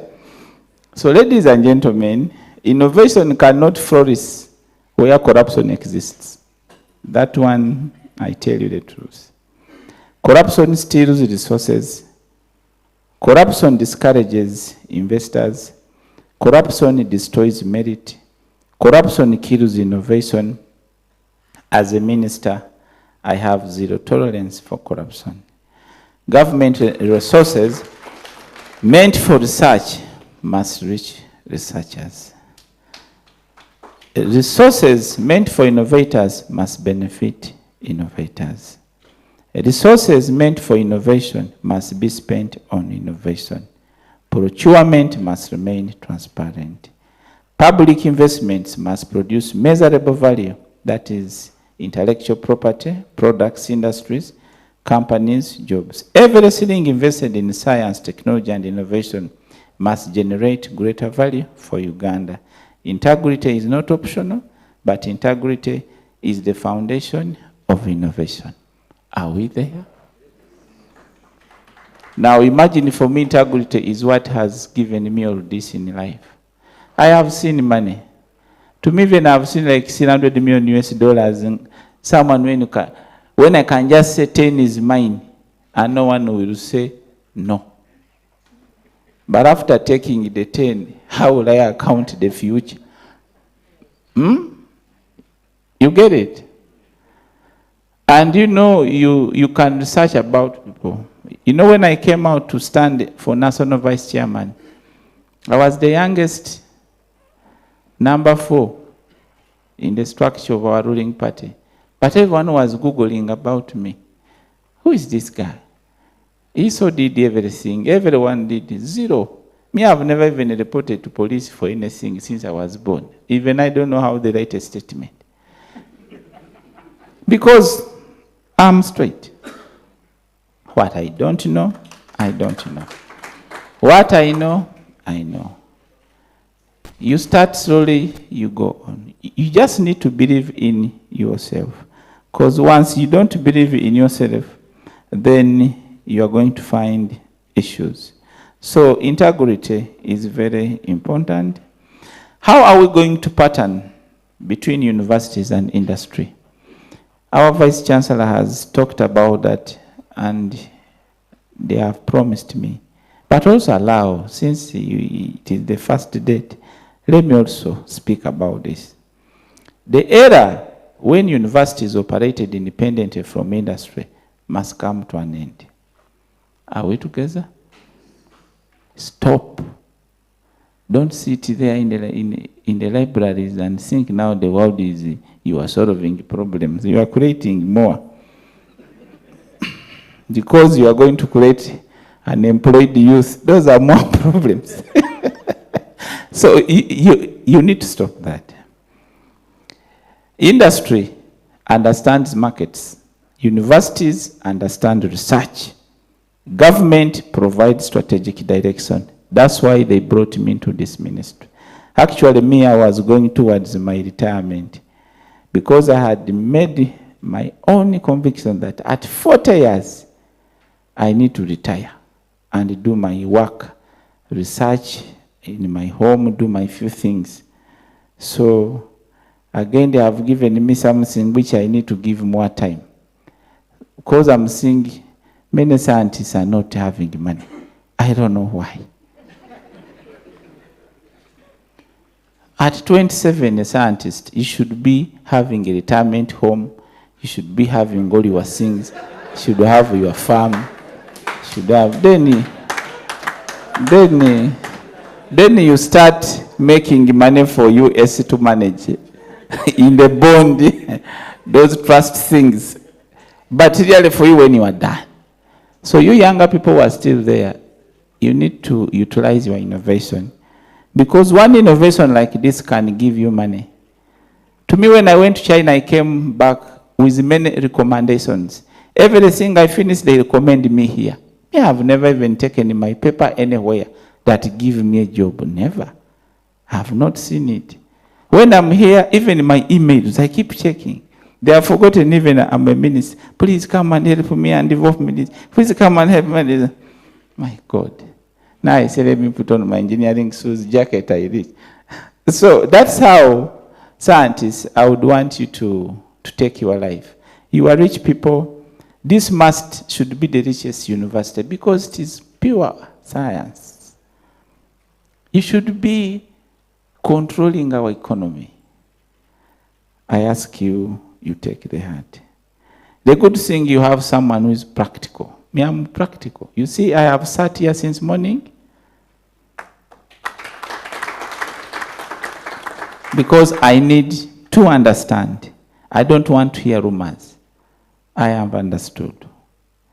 Together, these three institutions can always create. Get public, get private, university, who will make money.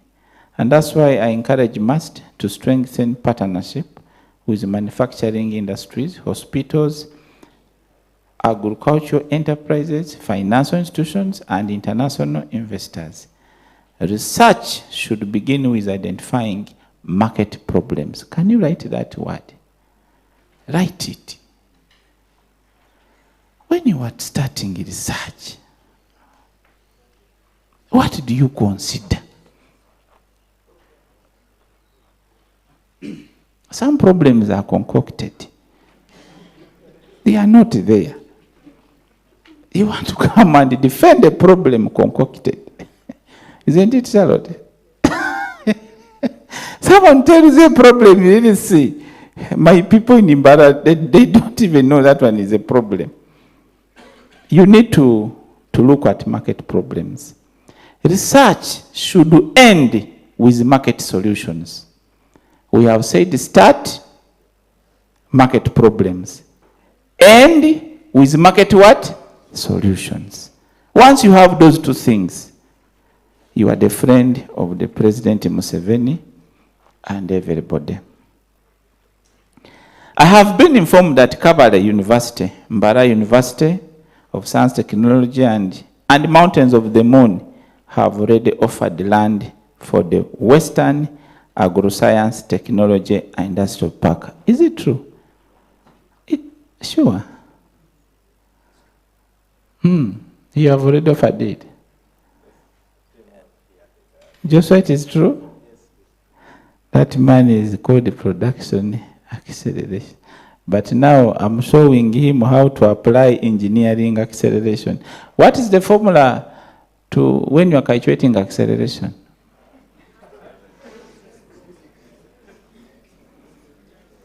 I'm not asking Pauline, no.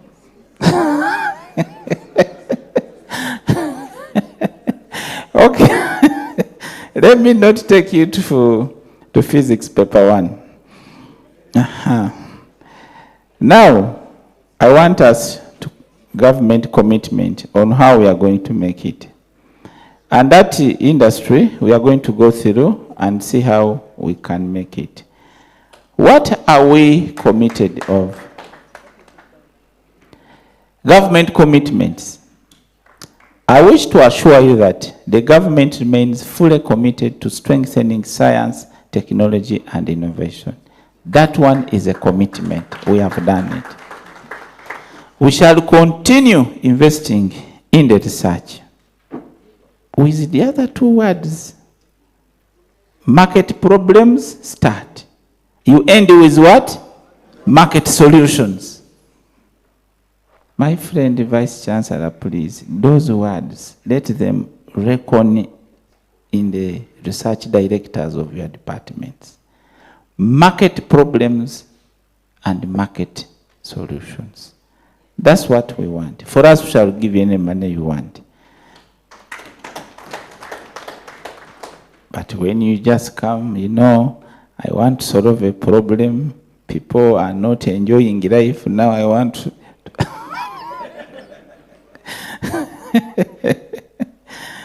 Okay. Ladies and gentlemen, I'm concluding.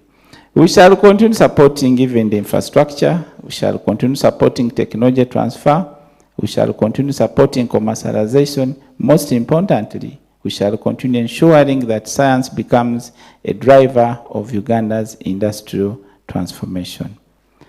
The government has made science, technology, and innovation a strategic pillar for achieving rapid economic growth, industrialization, and competitiveness, because no country has transformed without placing innovation at the center of development. I want to conclude by saying, ladies and gentlemen, how are you, Brenda? You see, Brenda is from Pasadena Economy. These days, she is very tough on her innovators. Some of them are telling me that I have taught her to be so much strict. Where is the money here? Do you know how she asks them these days? You are saying what? But where is the money? Where are we going to get the money from? I love that attitude from us. Everything you have to ask, where is the market problem? And how are we going to get the market solution? Those are few words. You will solve everything. Now, as I conclude, allow me to leave you with one challenge. My administration. 20 years from now, history should not remember MUST merely because it graduated thousands of students. History should remember MUST because it transformed Uganda. Because it created industries, because it developed life-saving medicines, because it modernized agriculture, because it built globally competitive technologies, because it produced entrepreneurs who created millions of jobs, because it demonstrated that African science can solve African problems. African science can solve African problems. That word is simple, but has a lot of meaning.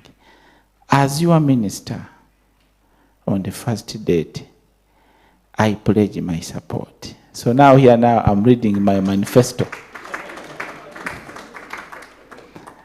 I know USC, you went through also that. Didn't you go through that?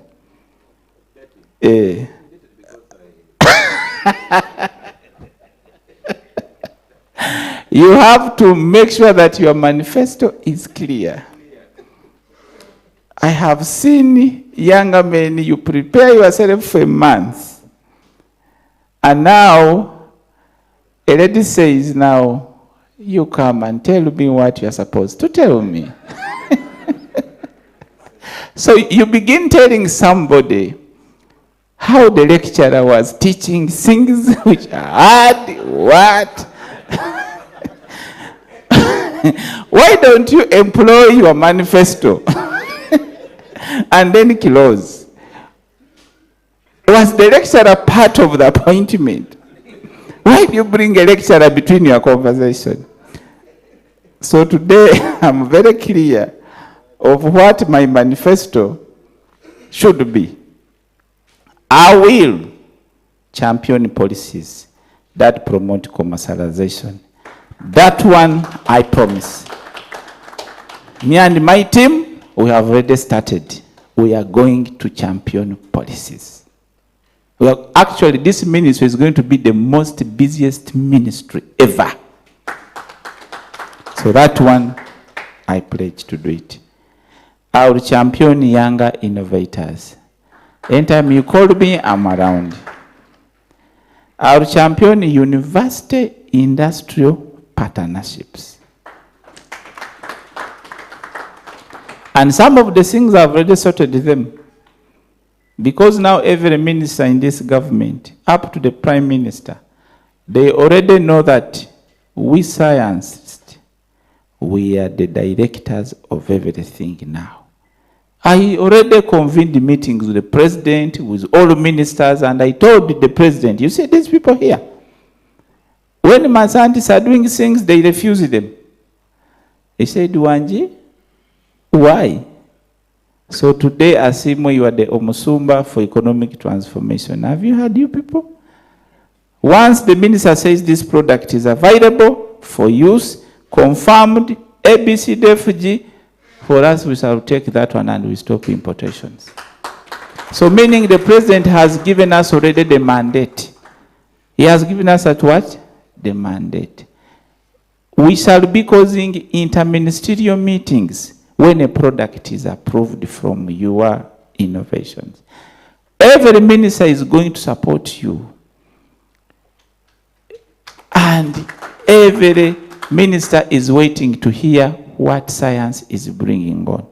So that's a challenge now. We need products. We need products. We need products. We need products in capital letters. I will champion ethical leadership. To me, I'm good at leadership. I know how to deal with my people like this RCC. I know how to deal with my ministers. I know how to deal with the vice president. I know how to deal with the PM. I know how to deal with the president. Me even though LOC1, when if I want something from LOC1, that what I want is going to help my scientist. Even though he bench me for the full day, I'll be sitting there as he come. I don't have this character where people carry their titles in solving problems. No. No, I don't work like that. And younger people learn from me. I have many titles in this country, plus a title of being a man. You know, it is also a title. And a husband, and a father. There are many titles. So, on addition of that, I can sit in a place for 1 week and I ensure that I do what I'm supposed to do. So that is how I want you to concentrate while you are at MAST here. Ensure you concentrate and produce results. We shall enjoy and celebrate your parties. And together, under the leadership of His Excellency, the President, we shall build an innovation-driven Uganda where science creates industries, industries create jobs, jobs create wealth, and wealth transforms our nation. To the management of MAST, thank you for your hospitality and your commitment to scientific excellence. And my team, thank these people. They have served us the buffet. That buffet, if you calculate it, it's around 80,000 in Kampala there. But they have said, you people, since you are scientists, we don't want you to say that the food had the microbes, Manya had the what. Let us bring the best. And the vice made sure that she goes in the hotel where I normally sleep. I don't know you people. Do you track me? The service provider they brought, they are the one who cook most of my food. I said, hey, my God, you remember that place? That's the food we ate. Thank again the management.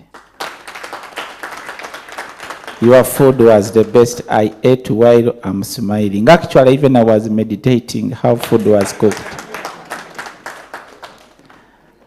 To the researchers, continue pushing the boundaries of knowledge Okay? Let the knowledge, don't put a boundary to your success. Push and move on. To our students, dream bigger than yourselves. Some of you are 40 kilograms. But you need to dream more than 40 kilograms. Dream up to 200 kg. Innovate fearlessly. Don't mind how weightless you are. And build solutions that will shape the future of Uganda and Africa. Don't go in the mirror and say, nah, yeah, me. Can I really change the world? You first check yourself. Everything is small on you, but please. You can do better. Don't worry. Just use that. You will make everything possible. May God bless Mbarara University of Science and Technology. May God bless all our scientists and innovators. May God bless the Republic of Uganda. For God and my country.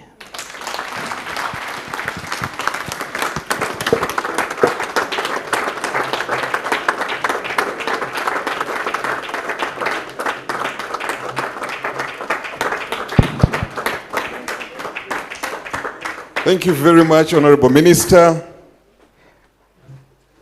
Thank you very much, our dear Vice Chancellor, for hosting the Honorable Minister to Mbarara University of Science and Technology. These were very inspiring words. Without much ado, since we are beyond the time for anthems, allow me to invite the Reverend Father to come and give us a benediction. And we shall end from there. Thank you. Let's put ourselves in the mood of prayer.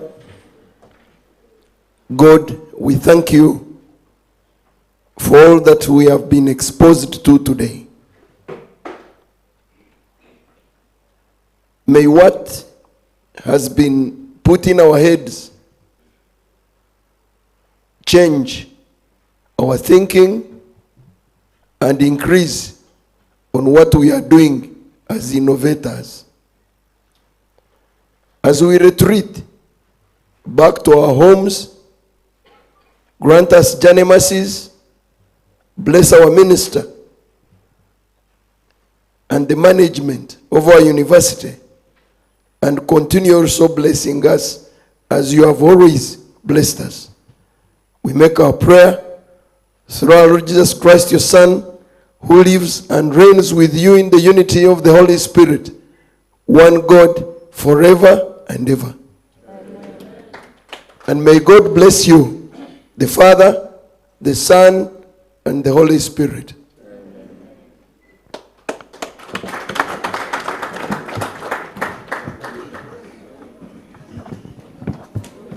The Vice Chancellor can lead the minister and his delegation out of the auditorium, and at must will continue to say, succeed we must.